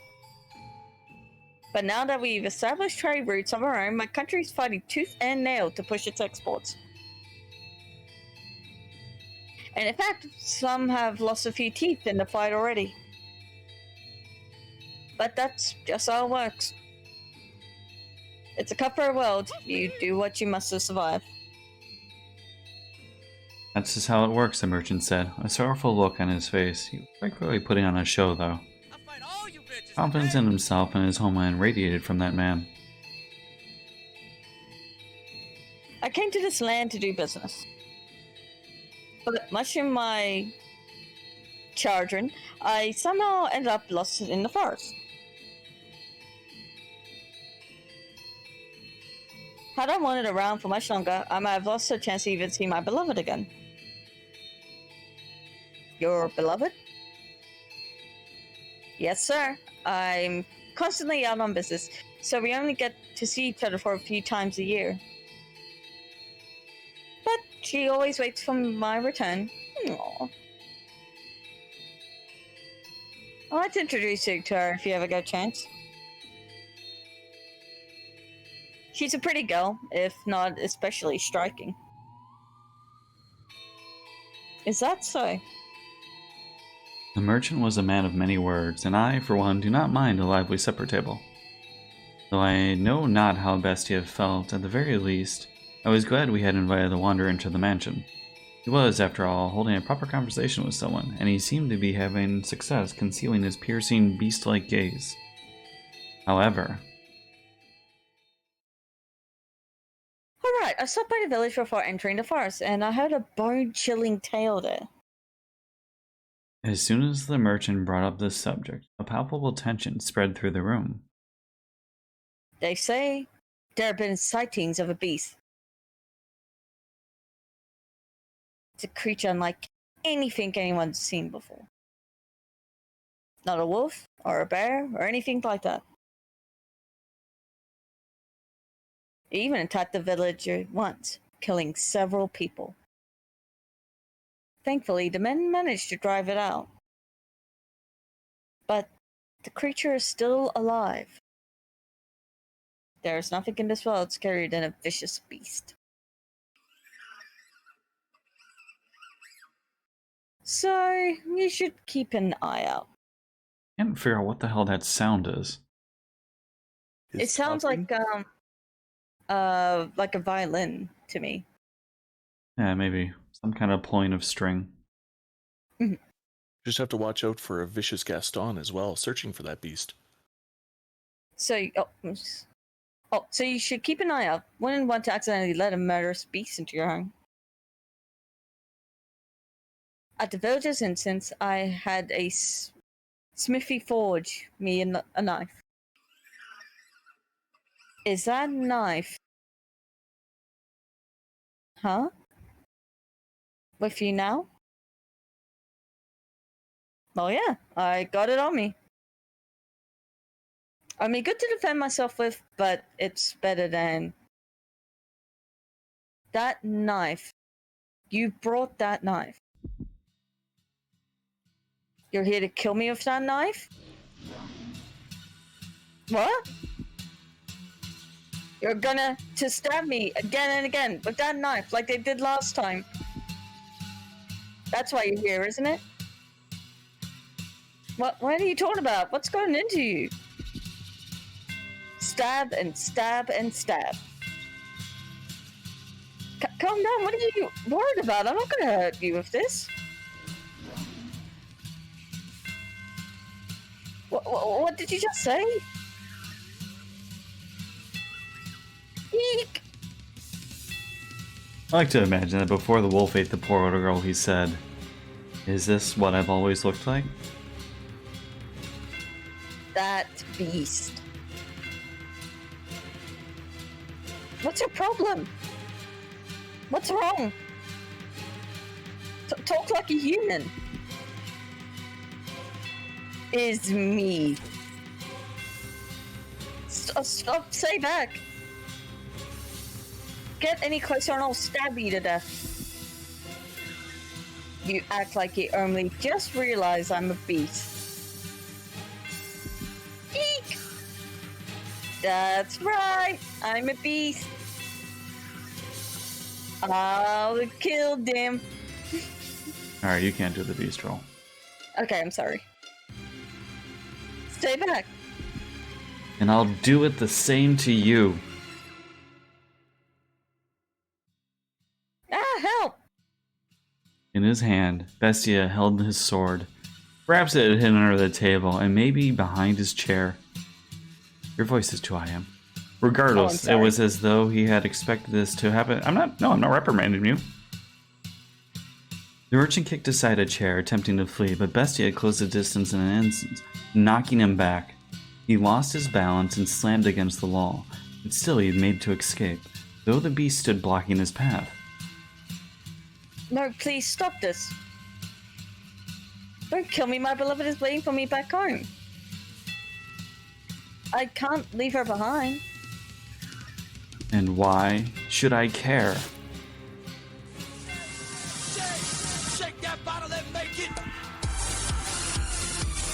Hold on a second. Oh, What's going on? How are you doing? Welcome, Raiders of Kenner OAG. Currently reading The House in Fata Morgana, a spooky visual novel with Ghost and Emmy. How was your stream? Come to slam tables? Hell yeah. What's going on, Nim Nim? How you doing, E-Ninja? Were you playing more tactics, I think I saw? A dreadful scream echoed through the dining room. I reflexively covered my ears. Yeah, it's my favorite game. please help someone, anyone. No one's going to come for you. The mansion's a long way from town. Help that woman. Where did she? Why isn't she here? She was just. Where'd you get in tactics? I had to go check the pantry. You'll kill me if I don't kill you, and so I must show you that I will. I must show you that I'm serious. I must kill you or you won't understand. You won't just understand. If I don't show you firsthand, you won't understand. I'll make you understand. I'll make your flesh and bones understand. Hell, I'll kill you. I'll kill you.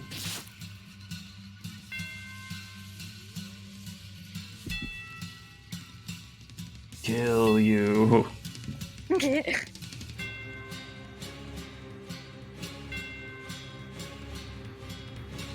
Monster. That's right, I am. I don't know, actually. A beast. Just started playing this, so I'm not too sure.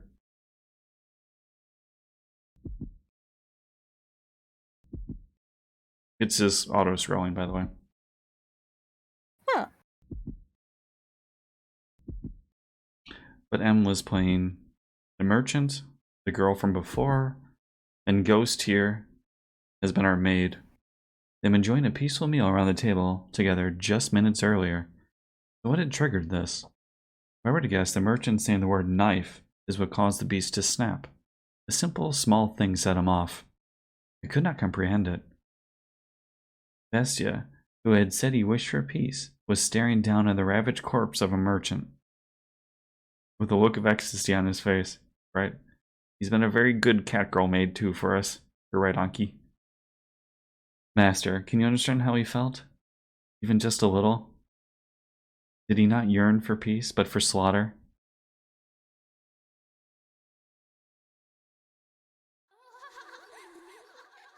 Oh, When anyone ever mentions tactics, like, I'm sad I didn't get to play it again. I usually play it 3 or 4 times a year. Love it. I know what you're doing in November then. Soon. Soon. All right, that does it for today's shopping. Soon. Let's save it real quick. Okay.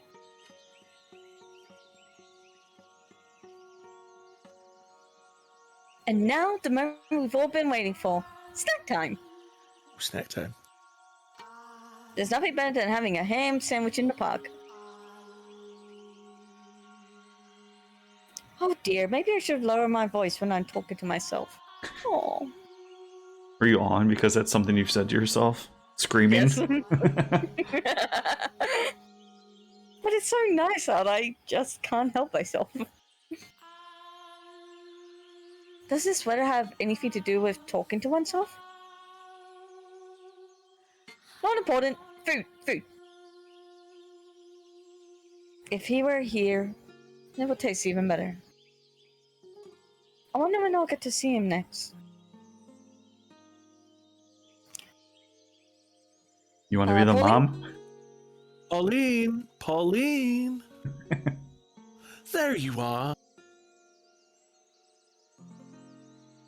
Oh dear, what got you so frazzled, Mum? Oh, Pauline. What is it? Did something happen? What's the matter, Mum?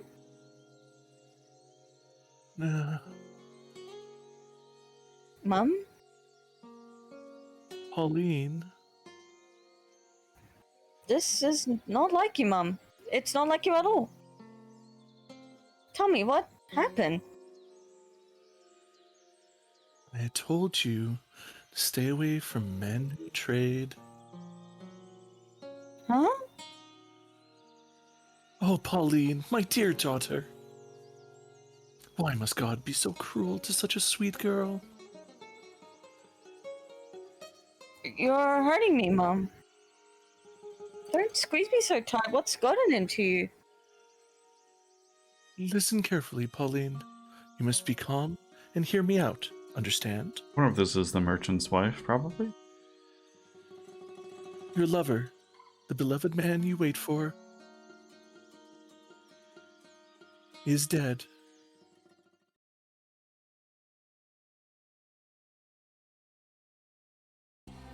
The title changed, The Twisted Road to Slaughter. The beast's humanity began slipping away from him after that encounter. He had returned to the thing I had found in the cellar. Actually, he prowled the mansion's halls, looking more barbaric than ever. Despite all the effort he had put into learning to act like a human, he now ripped the velvet curtains off the wall, howling shrilly, stomping back and forth through the hallways and ravaging the garden. I watched him intently, although from a distance. Bestia was not merely a beast, but an out-of-control, bloodthirsty beast. Just a few days ago, we had been tending the garden together, but that was no longer possible. I was quite disappointed. Eventually, Bestia discovered my hiding place. I had not felt regret in a very long time, but I feel deep regret in that moment. More. Don't have enough. Not enough. I need more. I need more. I must satisfy these urges. Are you seeing peace was not enough to sate you? Did I mishear you when you asked for peace? I was mistaken. Asking for peace won't solve anything. Blood, despair, eyes filled with terror. These are the things I need. I've always known it. You said this mansion fulfills people's desires, then... Give me prey. No more hares, live humans. Why did I ever teach him to speak human language? Before long, the mansion granted his wish. Once a week, a villager, or a traveling merchant from somewhere would wander into the forest and up at the mansion on the cliff.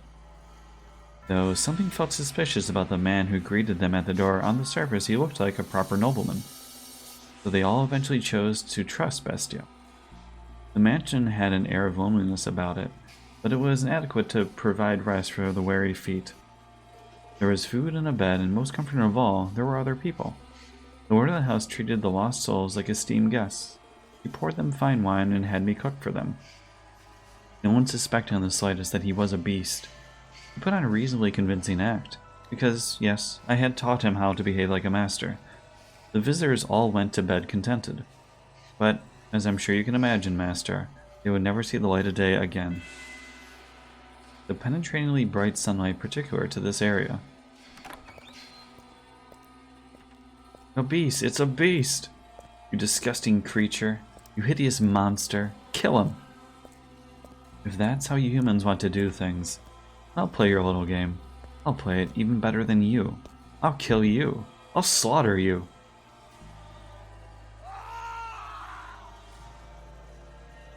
No, please don't! That's it. Cry for me. Beg for your life. Pray for the mercy. Weep and struggle and suffer and die. No one understands. No one can possibly understand my despair. What did I ever do? Was it just because I'm a beast? When did I become a beast? Why do beasts have to die? Beasts are savage, and so they must die. I'm a beast, therefore I'm a savage. In which case, I'll kill them. I'll show them what makes a beast so terrifying. Haha. Moonlight crept through the torn velvet curtains, shining down upon the blood-soaked beast. It was a sight that would incite terror in anyone. Look at the... No one can stand up to me. Humans have no chance against beasts. Oh, that was a good timing. This is the Nanachi one. It was like a roar, kind of. More! I need more! Give me more prey. The mansion continued to sate the beast's demented cravings, sending not one but multiple villagers into his claws. Into these blood-stained walls, off which echoed his monstrous howls. Ah, please, I'm begging you, spare me! Oh God!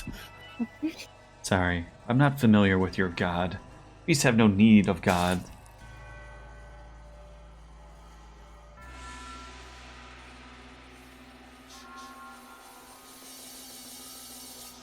I have a wife and a son back at the village. Please, let me return to them. Why don't you bring them back to me? I'll send them to the same place you're going.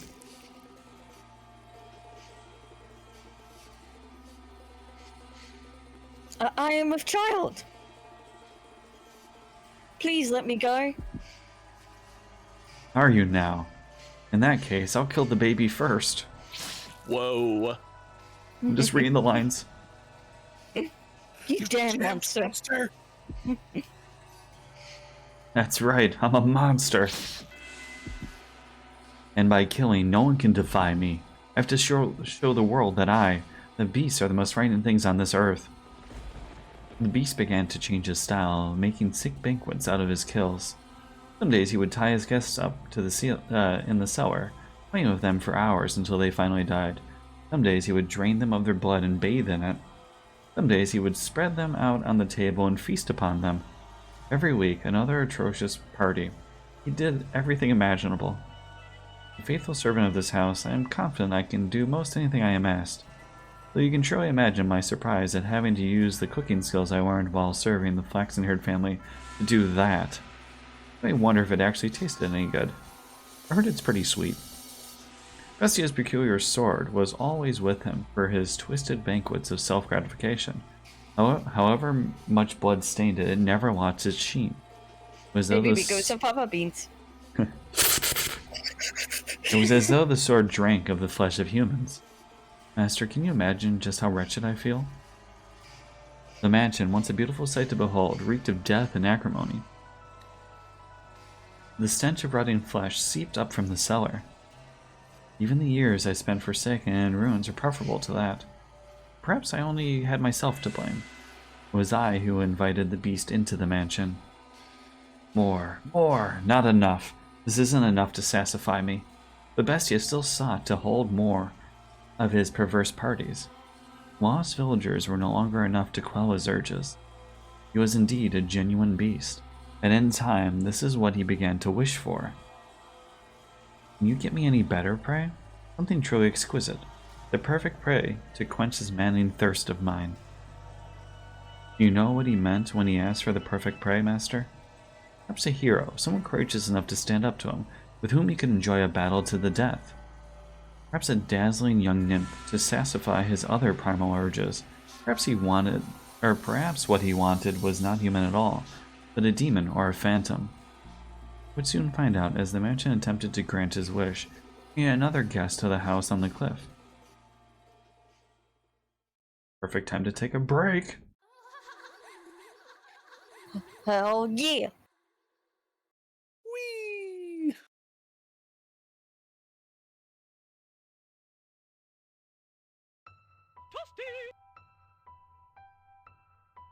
I fight all you bitches today.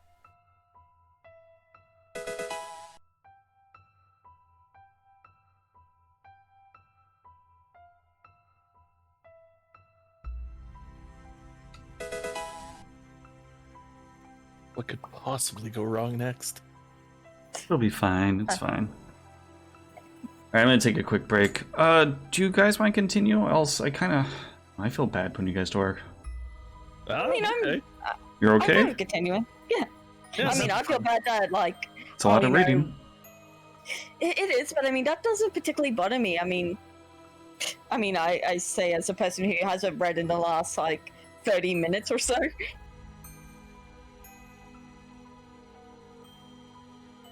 Nah, it's fine. If you want us to continue, we'll continue. I'm good. Okay.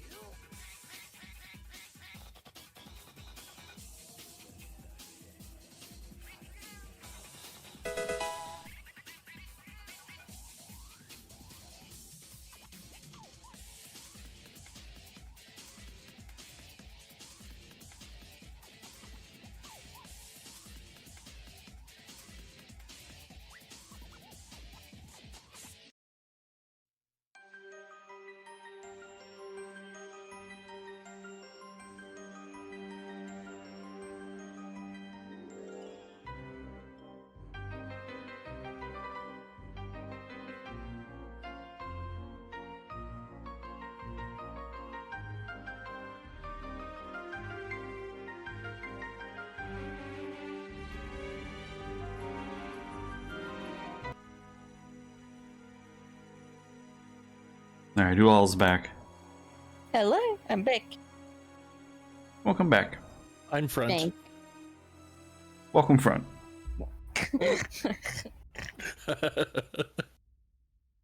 If the devil guides us, God guides us, then perhaps I could accept that this was fate. It makes sense that I am here. I don't know who the to me? Seems so. You want to be the question mark? Okay. Is anyone there? I've lost my way. Would you be so kind as to spare me a little food?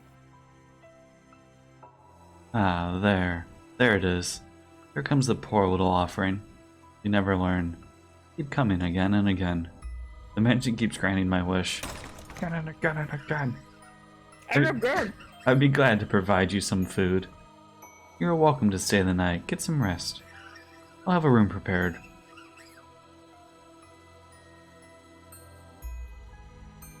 Then I suppose I'll take you up on your generosity. It's her again. Yes. This is you, ghost. I have been wandering for a very, very long time. What was that, Master? I don't like her hair. You recognize her? I imagine you would. That white hair, those red eyes, skin the color of freshly fallen snow, and that flawlessly beautiful visage. You could not possibly mistake her for anyone else. And no, not someone who happens to resemble her. I can understand why you would be surprised, Master. At first, I could hardly believe my own eyes. The wanderer knocking on the door that day was the very same fair-skinned young woman who visited the mansion so many years earlier. The white-haired girl must have spent many, many a night in the forest. Her crystalline skin was covered in red scratches from where she had brushed against stray branches and tree bark. She had even lost her shoes and was standing there barefooted, looking quite disheartened. That did not make her any less beautiful. In fact, you could just imagine the dense forest canopy parting to allow the sun to shine down upon her. The beast appeared surprised by her angelic beauty as well. It seemed as though all the madness drained from him in that moment. He said nothing, but his eyes told all. He was entranced by the sight of her ruby-red irises, pure white hair. Pardon? I am a beast. This is what I asked for. Something to quench my thirst. You're allowed to be happy. But as I said, it was only for a moment. So rejoice. Imagine just how gratifying it will be to see such a beautiful woman riding in the throes of death. Follow me. I'll have a bath drawn as well. And once the moment had passed, the beast was barely able to contain the wellspring of madness within himself. He wanted nothing more than to run his sword through the white-haired girl that very instant, to torture her, to defile her.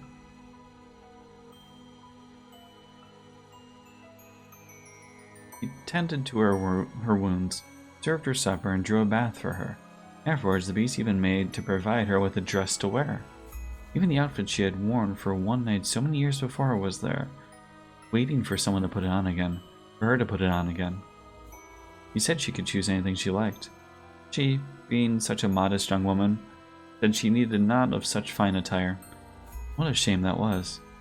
I too wished to see her in a dress once more. I need not such fine clothing. You needn't be modest. No, that's not why. Are they not to your liking then? No, My apologies. You are very generous. Foolish girl, smiling and calling me generous. I was simply imagining what a pretty sight it would be. The sight of her fresh blood splattered on it. The sight of her life slipping away in it. I am glad that, after wandering for so long, I ended up here, in this mansion. And in a few hours, you'll be feeling the exact opposite. Get all the rest you need. See you again in the morning. I thank you. Bestia then made his way out of the girl's bedchamber. His mask came crumbling off after only taking a few steps. There, that's precisely what I wanted. Ah, just imagining how such a beautiful woman will scream. How she'll beg for her life. Hey, are you there? The mansion has given me the perfect offering. Hey! Is she not here?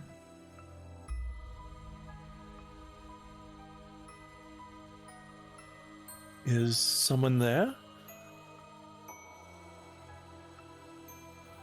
Yes, I came by to ask if there was anything that you needed. I cannot offer you anything extravagant, not like before, but I'm here to provide you with anything in my capacity. I appreciate the offer, but I need nothing. Being allowed to stay the night is more than enough, and they're not even going to have that conversation. I guess not. Do you work here in the mansion?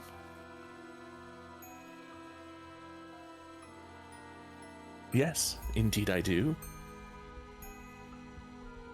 I have been here for a very, very long time. A very long time? You might think this is an odd question, but have we met before? Something about you seems familiar. You want to be the maid, for this moment? You can be cat maid too. Oh, okay. Otherwise, Ghost has to talk to himself. I feel bad. Okay. And I get this feeling I've been in this mansion before. Yes, we have met. I like it, working on the fly. Hell yeah. It was quite some time ago, though. Just 100 years or so. When was it?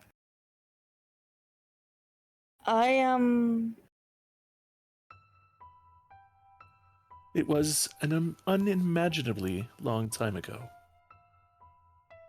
Do you remember a boy and a girl with flaxen hair? Flaxen hair.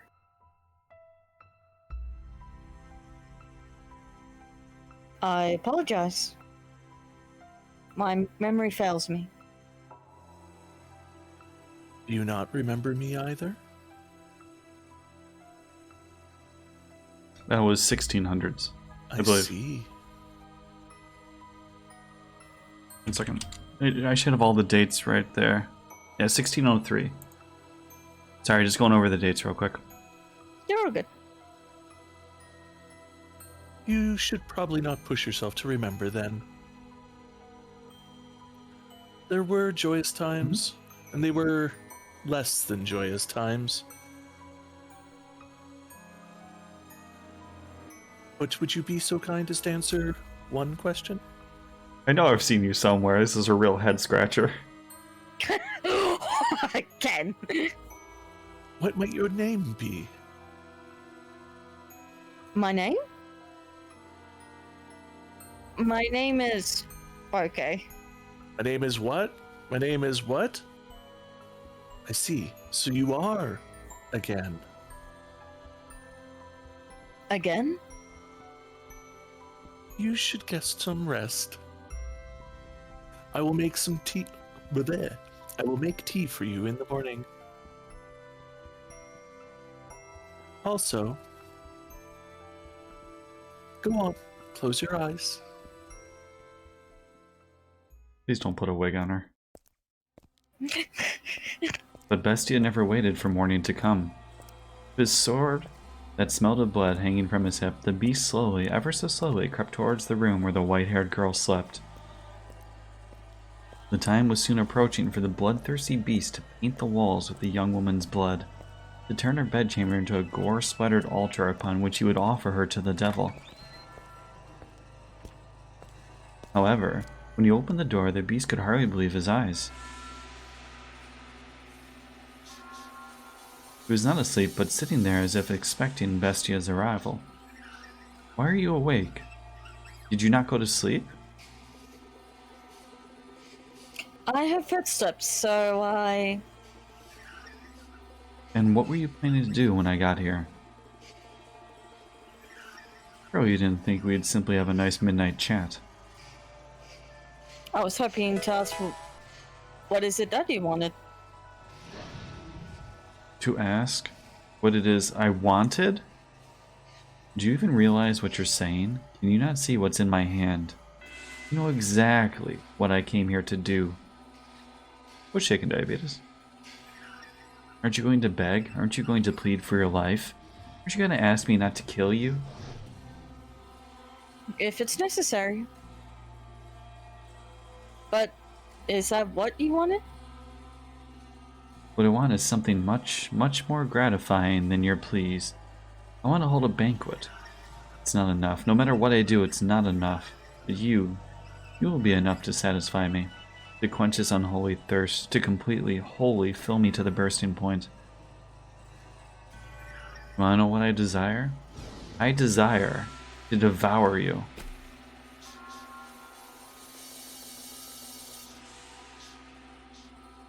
Bestia shoved the girl back, slamming her into the mattress.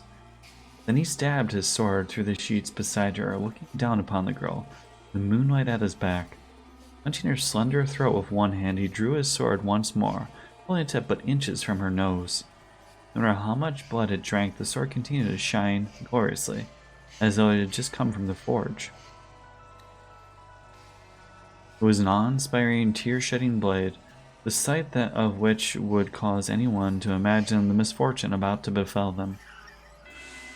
Go on, mock me, ridicule the hideous, barbaric beast standing before you. The moment you saw me, you thought me unsettling, no? But you averted your eyes, because I had food for you, because I gave you a place to rest. You pretended not to notice the beast. This is retribution, retribution for you damned humans. I begged for your life like they all do, cried, plead for mercy. If you say that you are ugly, then I must be equally ugly. What? What came from the girl's mouth was neither a plea nor an insult, nor a scream. 4 men have wept before him, and yet this slight young woman did not, despite this terrifying beast being upon her, moments away from extinguishing her life. Even I almost shrieked in fright. Bestia could believe neither his eyes nor his ears. Do you not fear me? Can you not see what I'm about to do to you? What am I to be afraid of? I'm threatening to murder you. To rip your intestines out with these claws and watch you die in agony. I enjoy it more than anything in the world. Filling others' hearts with fear. The more lives I take, the more I enjoy it. I'm a beast driven by madness. What he expected was for the beautiful girl before him to desperately implore him for mercy. He wanted nothing more than to see despair seep into every corner of her red eyes. He believed that it would be a truly sublime moment, euphoria unlike anything he had experienced before. Bestia prodded her with his singular sword, poking a slit in skin smoother than silk. You mean to take mercy on me, because you see me as pitiful. But she did not do as the beast wished. She looked up at him with sympathy rather than fear. This rattled the beast. He never once seen anyone respond to him that way. But what possessed you to say that? What on earth is going through your head? Mercy? Mercy? Do you not comprehend the situation? How can you be so calm? Scream, cry and shout, beg for me to spare you, throw yourself at my feet. Throw yourself at my feet. Otherwise I'm a beast.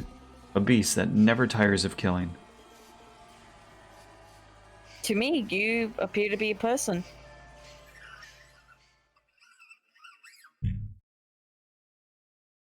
You're lying. You listen to the things I say, and you respond with your own words. I was taught how to speak. I'm a beast who speaks human language.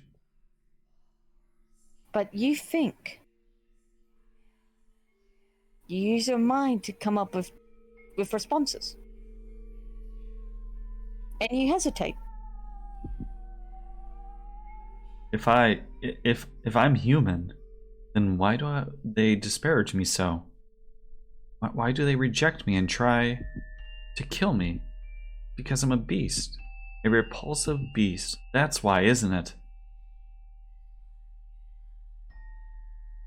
I will do nothing to hurt you. We are alike. Alike? Don't be ridiculous. How can you say we're alike when you're as beautiful as you are? There's nothing beautiful about me. What value does outward appearance have? You. You have suffered much persecution, which is why you tremble in fear. Not trembling. I am not afraid. I can hear the cries of your heart. What on earth is wrong with you? Why are you not afraid? Why do you not scream in terror? I'm not afraid, but... Oh, I am afraid, but more than fear. I feel like I know now what my role is. Your role? If you have me, then I would like to remain in the mansion. Are you mad? I will eventually kill you, torture you, put you through hell, make you wish you were never born. That does not change my mind. I swear. If some teapot and like cups start dancing and singing, we're playing a different game. Please, allow me to stay. I find it very hard to believe that what you want deep down is to hurt people. And I get that feeling that I'm meant to be here. That is my role. Bestia was at a loss, was perhaps afraid of this girl who did not fear him or even attempted to embrace him.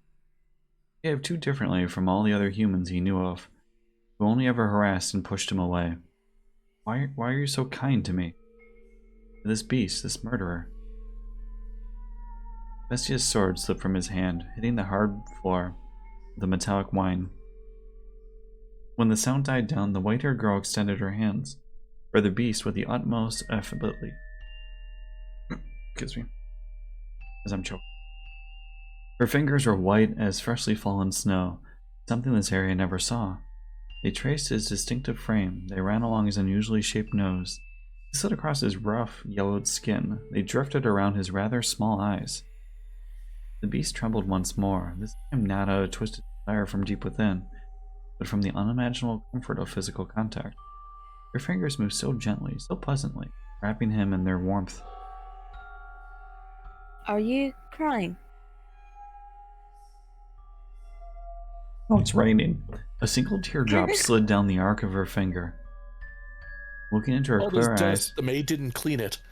It's dusty in her, I'm allergic. Bestia came to a realization. At that same time, he felt somewhat dismayed. You are without sight. Taken in the throes of his primal urges, the beast had not noticed, but there was an emptiness in the girl's eyes. He appeared to be gazing far into the distance, not focused on the man despite being close enough to touch him. Tears had begun running down Bestia's cheeks earlier, when she had called him a person. It was not until one of those droplets had slid across the back of her finger that she had realized. She would indeed have no need of extravagant dresses. After all, she could not see what she was wearing. That is correct. I am blind. But whoever decides that reality is only that which can be seen. I know not what appearance I have. In the darkness, everything is as one. There is no difference between beast and man. If you are a beast, then I too must be a beast. To call the girl a beast would be paramount to eating sugar and insisting it was salt. Do pardon the trite analogy, please. You know rather well, Master, that the white-haired girl was not at all what you would call a beast. Not simply in appearance, but all the way down to her core. There was nothing beastly about her. Her words brought him faint pain, He still felt, on some level, that he wanted to keep her at his side, to see what would happen. His next words were large and part impulsive. I am grateful that you cannot see.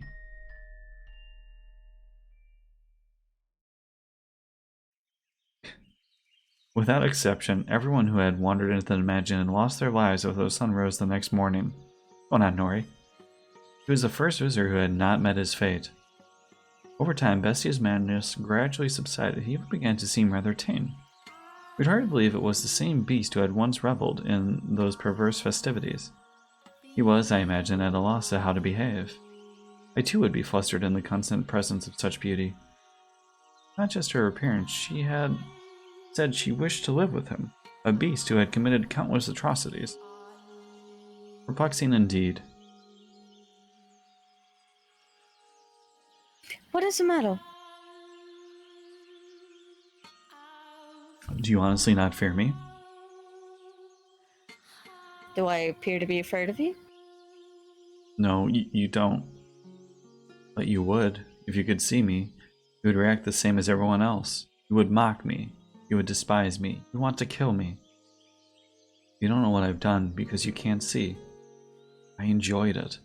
I basked in their terror. So why? Why do I not want you to find out? I don't want you to know how many people I've tortured, how many I've slaughtered, how much blood I've imbibed. All the horrible things I've done. Horrible? I'm aware that what I've done is wrong. But I relished in it. I wanted for so long to slaughter them. I desperately desired to see human blood.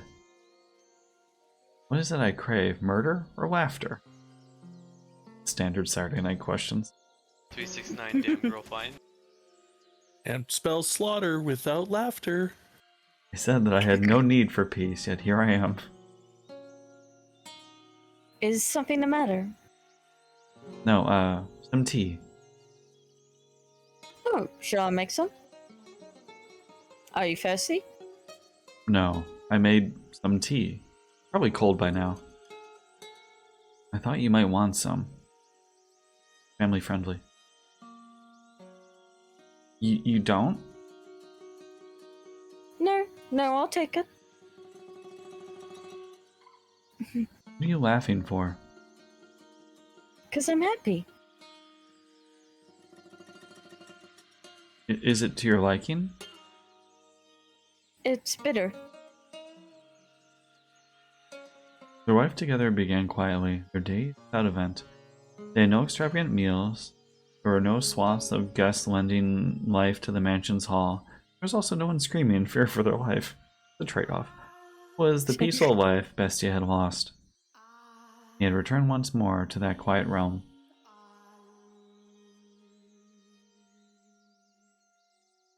What's the matter? You're always so quick to notice my presence. My world is one of darkness, so I have a heightened sense of hearing. It's the family-friendly command. What is it like? How do you perceive the world? I cannot imagine living in complete darkness. Occasionally, I can see light. Light? Yes, not a radiant light like the sun, but a soft light, floating in the darkness. Like a candlelight, I suppose. That only perplexes me all the more. I find it difficult to understand what you are describing. Is that so? It's difficult for me as well. I am not sure how to explain it. But it's not complete darkness. I can sense your presence, for instance. I can tell how windy it is from the way the windows vibrate. And also, Also, I also feel as though I can sense the wavering of emotions. shaking 0G. The candlelight begins to flicker erratically. Yeah, M's usually playing the girls. From fear, intense sorrow, or other similar emotions. Mine's our Catgirl Maid is done by Ghost. My emotions? I do not know. It could be yours, and it could be mine. This mansion is a very peculiar place. The candlelight is always wavering, and yet it seems somehow stable. You're gonna join in next stream? You wanna be one of the voices? It makes me feel as though this is where I belong. Don't think I understand. I'm a beast, so I lack the intelligence. But you... I'm going to go hunting. Is there anything you would like? whatever you like. This has never changed times. Alright then, if you find any fruit, that would be nice. Fruit. Fruit? Fruit? Fruit, fruit, tits, tits. It's the same fucking thing. Fucking thing! There we are. Ah, it's sour.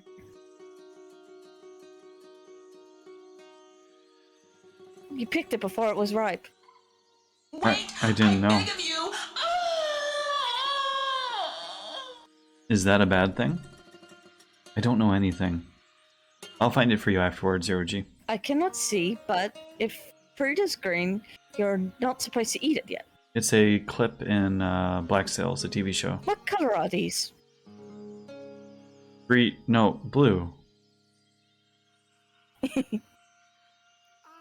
Shall I give you a hand preparing supper? I cannot ask for help of someone who can't see. You'll hurt yourself. Don't worry, I can tell for the most part where things are by touch and sound. I appreciate you trying, Nori. What am I, chopped liver?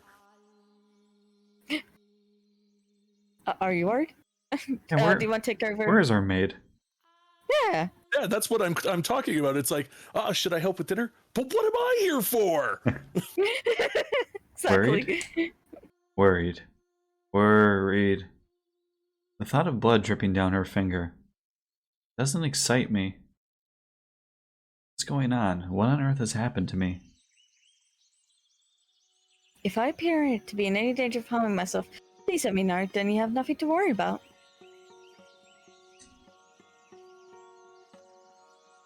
You do not seem any more comfortable in the kitchen than me. She always cooks the... Where did she go? Ghost, where are you? I don't know. Help! Huh? She always comes when I call.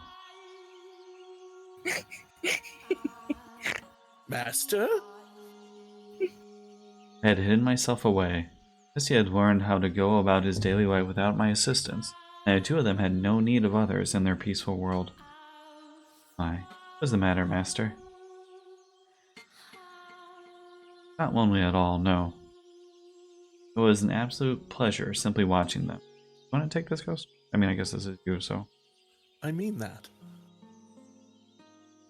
It was not my role to be at his side, nor was I the one to be at hers. If she could make Bestia into the master of the house, then my presence was unnecessary. I appear when I am needed, as I appeared to serve the flaxen-haired family, nothing more. You're Mary Poppins? But a maid? Mary Poppins, y'all! Well, I guess she was a maid, too. If they sought a servant, then I would show myself. Yes, certainly. Nanny McPhee? I do not resemble that remark, Anki. After some time, they began to sleep in the same bed. Uh-oh. Oh dear, no, not for the reason you are imagining, Master. I already had my eyes covered. Just tell me when to go next. You thought no such thing? I don't believe you. Though they slept in the same bed, they did not lay together. Who's the real beast in this? They did so, it seemed, because they were more comfortable in the same place. The two acted more like family than lovers. I mean, in this house, it's kind of a... Yeah. This seems to be a recurring theme. Hey, hello? Are you asleep? Oh, sorry. No, I'm awake. I'm half expecting this guy to be Mel. Oh, I know. Is the candlelight wavering? As we ask the blind girl. Right now, it is very calm. Oh, maybe he means her weird vision. See, Yeah. she's basically Daredevil. Say, tell me about your childhood, What, me? won't you? My childhood. Yes. I have no such stories to tell. When I was a child, I lost everything. My mother, father, brothers, everyone. Why? Wait, we're just telling the stories anyways? I just said we had no stories. For as long as I remember, I did not have a father. I know, that's kind of odd. I lived alone with my mother, but I never felt like that was a bad thing. Was she kind? Yes, very. She was a compassionate woman. But we were poor, and because I cannot see, my mother was the only one who could work. She would stay away for long stretches of time, supposedly because she served at a respectable house. I do not know whether or not that was true. Perhaps she was doing more demanding work. At I another never house. asked.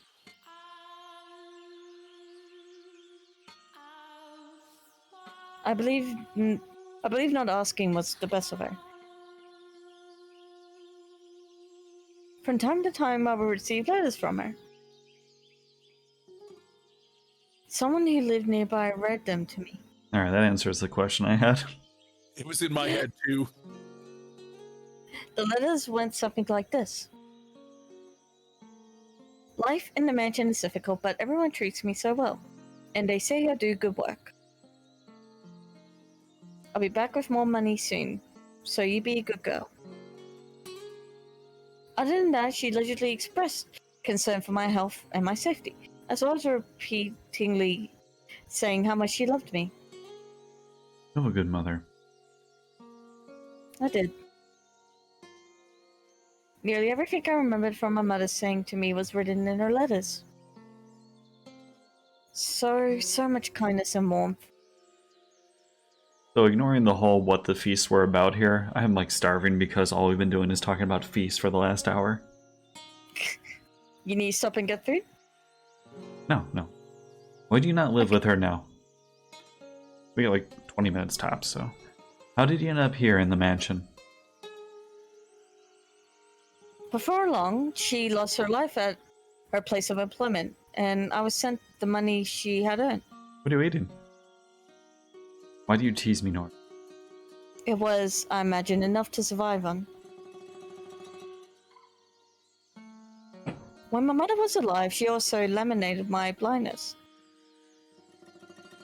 If only you could see, she would say, I could show you just how extraordinary this world is.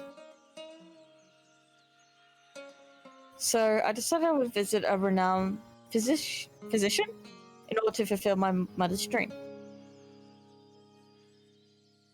A physician in this country. Cook some eggs and stir fry. Hey, I might do that tomorrow. However, upon examining me, he said that he could not restore my sight. Dejected, I was on my way back home when bandits attacked. Because I kept a bunch of leftover rice to make stir fry with. They robbed me of my money, and I bought to pay for my treatment. I lost everything my mother saved for me, the money she gave me her life to earn for me. I failed to repay her for anything she did, which cast a dark cloud over my heart. My world has always been wrapped in darkness, but at that moment I was in the deepest abyss. There was not even a speck of light.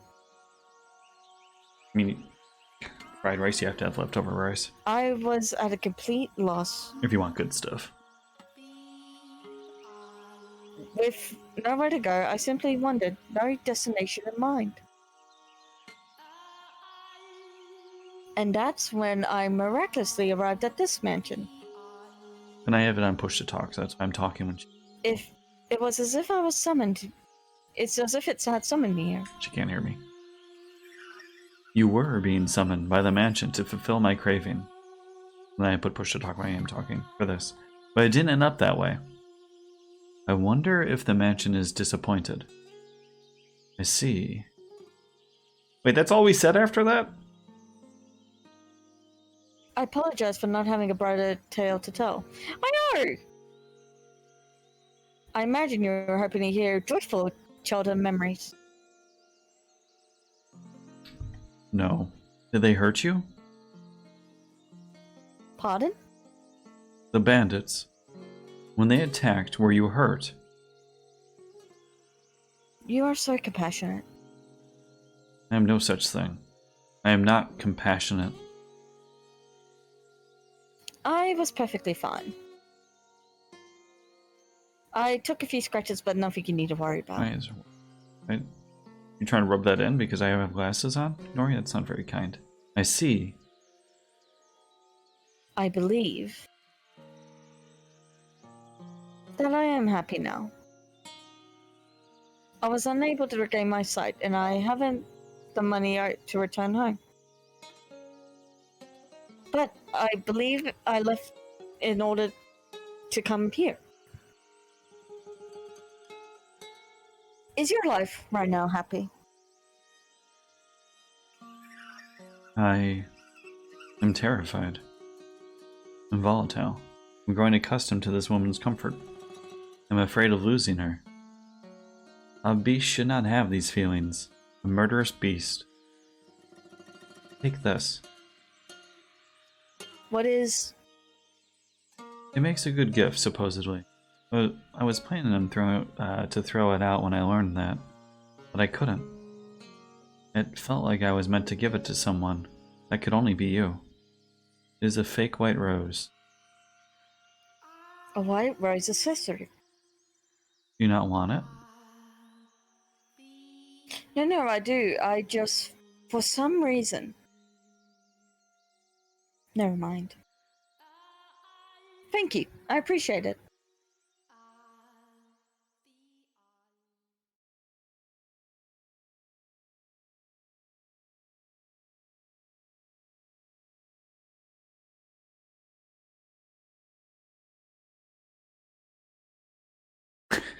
Or Ghost didn't get it. He wants it.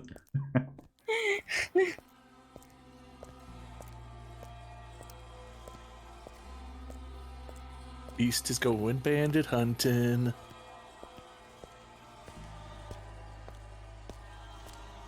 I think this is you, Goose.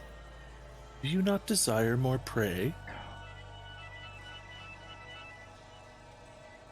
But you were so hungry for blood before. I've had enough. I don't need any more. Although she is blind, no, because she cannot see, she does not push me away. She's the only one willing to accept me, to be with me. So hard to please. You obtain peace, cast it aside, and then pick it up once more. Anki, did you just put in tips? Oh, never mind. Right. I thought you meant she was supposed to get it and you put like just the tips. It was a Simon Says thing.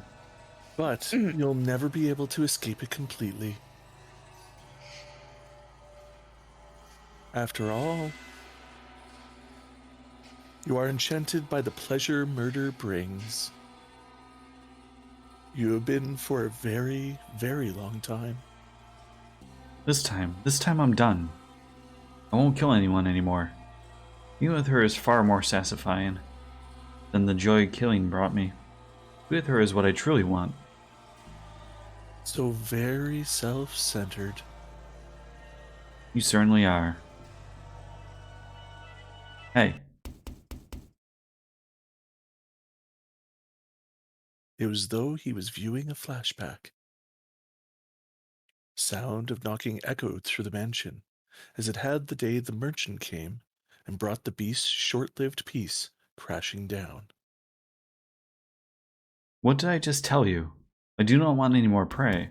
Stop this. Stop it. Don't bring me any more. I thought you were supposed to fulfill my desires.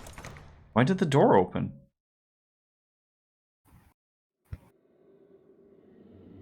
Sword in hand, Bestia ran through the mansion's halls. He was overcome with fear. He had obtained the peace he so dearly wanted, and even found someone who did not fear him. He was terrified that the appearance of more prey would cause this all to crumble. If he spotted the prey, murdered them, and conceded to his madness, he might choose to leave him. As much as she claimed he was not hideous, if she witnessed him doing that, I'll just chase them out. I'm done with this. My desire has changed. However,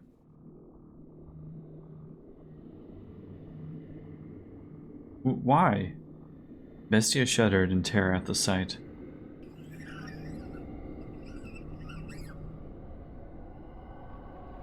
Stay back. Stay away from me. He broke into a run. It was not, after all, helpless prey that had entered the mansion. That thing is... The monster's voice seemed to slither along the floors behind him. He felt as though if he were to turn around, it would be right there on top of him. Why are you chasing me? Bestia shouted with fear in his voice, uncharacteristic of the beast who had so readily slaughtered his prey. But can you blame him? That's a bestia? In that moment, I had an epiphany. I had assumed he had called himself Bestia, unaware of what the word meant. A bestia other than me. Bestia is not, in fact, a name. It is a word that means beast.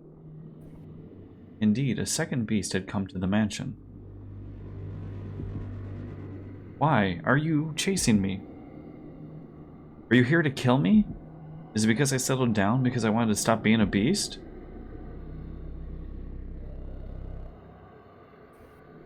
Is something the matter? The white-haired girl poked her head out of her bedchamber. Bestia was aghast. He frantically attempted to return her to her room. You mustn't leave your room. But as he was doing this, the horrifying creature, no, the beast's voice, drew nearer. Do not open this door for any reason. I will protect you. That's right. I don't want this piece destroyed. He's tranquil days together with this woman. I'll protect them. I will. Trembling in fear, Bestia gathered his resolve. He pointed his sword, which until then had only been used to torment others, at the second beast. Now, he would wield his blade to protect the person he cared about. This was the same beast who had killed and killed and killed to satisfy his own primal urges. I will not let you destroy this. I will protect it from you. From a rational point of view, the things he was saying and feeling were rather idealistic, but Bestia was desperate. He did not want to lose this piece. Before long, the beast, the other one chasing him, appeared from within the darkness. You ever see Multiplicity?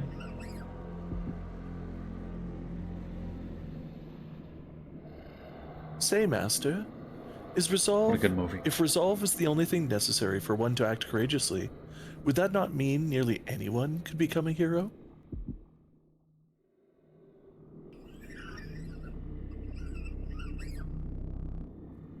Bestia had viciously slaughtered so many people before.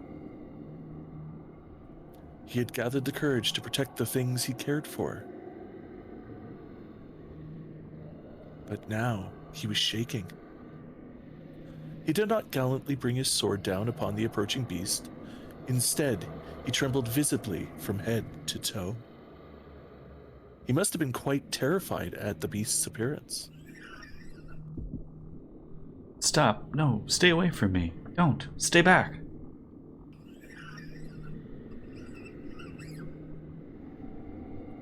Being Bestia so scared, I imagine the beast thought it was a prime opportunity, for it slowly, ever so slowly, ambled toward him.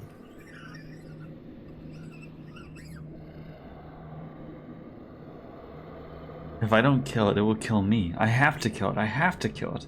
I have to kill it. And that was the moment Bestia's mind ran Put off down the the gun, Nori. rails of sanity. Kill, kill, kill.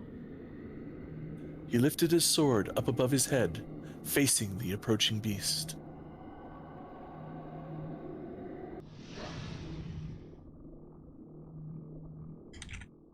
Roar! And ferociously,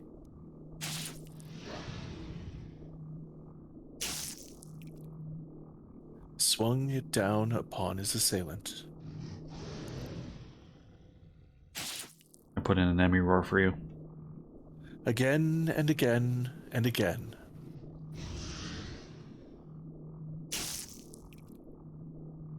Screaming horrifically at the top of his lungs.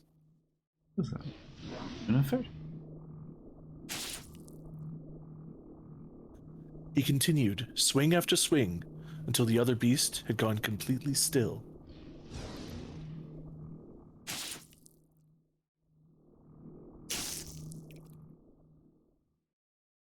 Before long, copious volumes of fresh blood stained the corridor.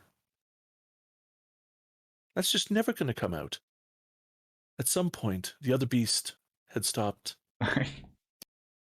Okay. He had stopped. That's all we know. The other beast had stopped moving and had sunken into a pool of its own lifeblood. I did it. I did it. I killed it. Sometimes, instead of hitting square, you hit circle. It just happened. I killed the other bestia. Very happy. Bestia had let his guard down, assuming he had claimed victory over the unmoving beast. I had not imagined, either, that the beast could still be alive after shedding so much blood. Stay back. The beast reached its hand out toward Bestia. It was determined to drag him down to the underworld, it seemed. Slowly sliding along the slippery floor, it dragged itself toward him. Even on its last breaths, it continued reaching for Bestia, fixated on him.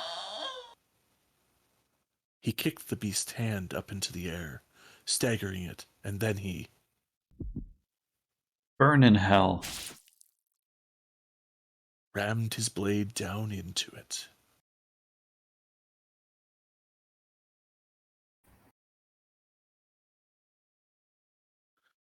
Bestia's fear-stricken expression was hardly that of a knight who had just saved the maiden. Nevertheless, he had indeed eradicated the other beast.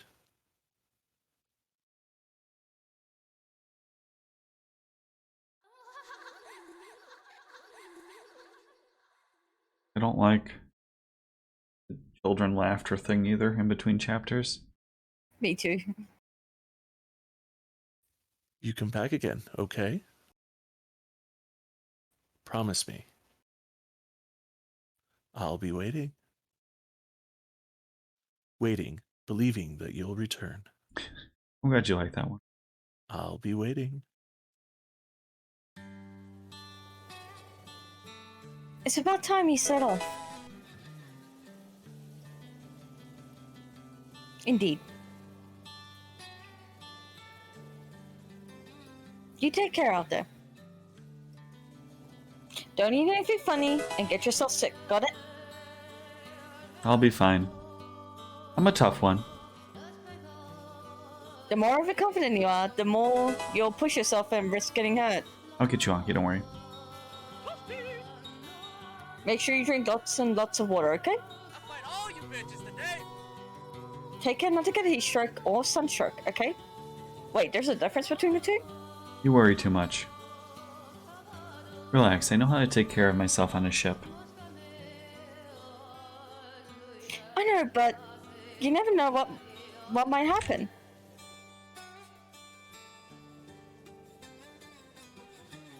I want you to be in good health when I see you again. I will be. I'll probably keep you waiting for a long time again. I'll be waiting. I mean, the nice thing is, like last time he was gone for 2 years and he came back to a newborn son. Oh. Don't worry about me. I'll be waiting, I promise. That took me a minute. Word. I managed to wait 1.5 years already, so I can handle this. Come back, okay? You have my word. Puff, puff. Thanks. Safe travels.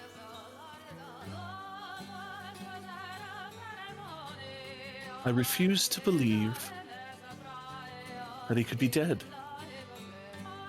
I have to find proof that somewhere out there he's still alive and well.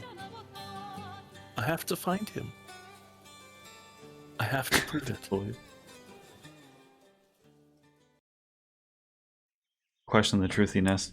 We've arrived. Go ahead. We've arrived at our destination, madam. Though I dearly wish I could assist you in your search, I have things to attend to during our stay. No, don't worry yourself.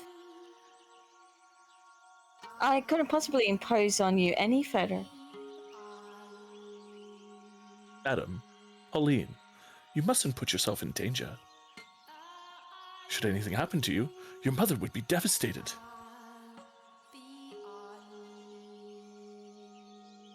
I wonder if Mum's mad.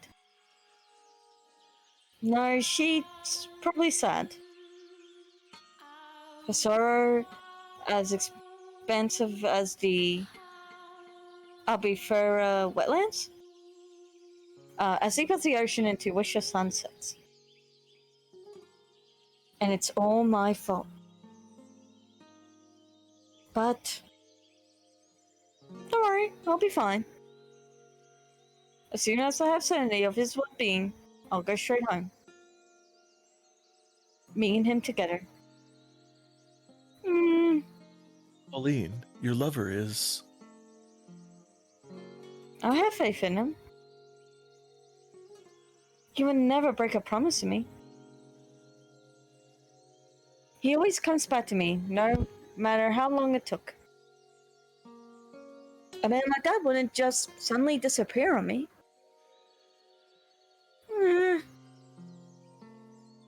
There's been a mistake, and I have to prove it. I have to be the one to do it. Because he'll remain gone unless I see with my own eyes. I wonder who you inherited your stubbornness from. What? Nothing. An acquaintance of mine lives in this village. I shall be staying with him. I'll let him know about you. He would gladly welcome you into his home. Thank you, Orlando. I knew it was TG Sid. You've been Send such a TG. big help. Pauline. 1 month. You search for 1 month, and if you haven't found him, you come home with me. Will you promise me that? You are her only daughter. Okay. Good. To tell you the truth, I regret bringing you with me.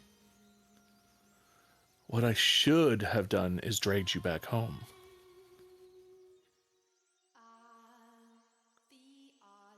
But I couldn't bear to see you like that, Pauline. It was like I was looking at her when she was younger. Orlando. Anyway, 1 month.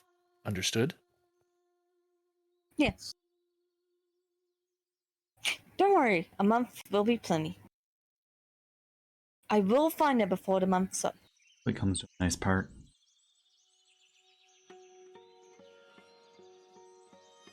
The sleepy seaside village is on the small side, but from what I've been told, it used to have a flourishing fishing industry. Now, though, it's like there's a fog hanging over everything. It's not too surprising, I suppose. A few months ago, the village was a part of a war for control of the country, and they're now under a different rule than before. Stripped of their independence and battered by the raging tempest of war, the people's spirits have been eroded, and spiritual damage is not so easily mended. Even if they were not physically harmed, there are deep wounds in their hearts. We will find out what Pauline says on the next episode of The House in Fata Morgana. Hell yeah! We did it! Boom! So, thank you guys very much for joining. I feel bad I did very little reading myself. That was kind of fun. Whoops, as I knock over my mic.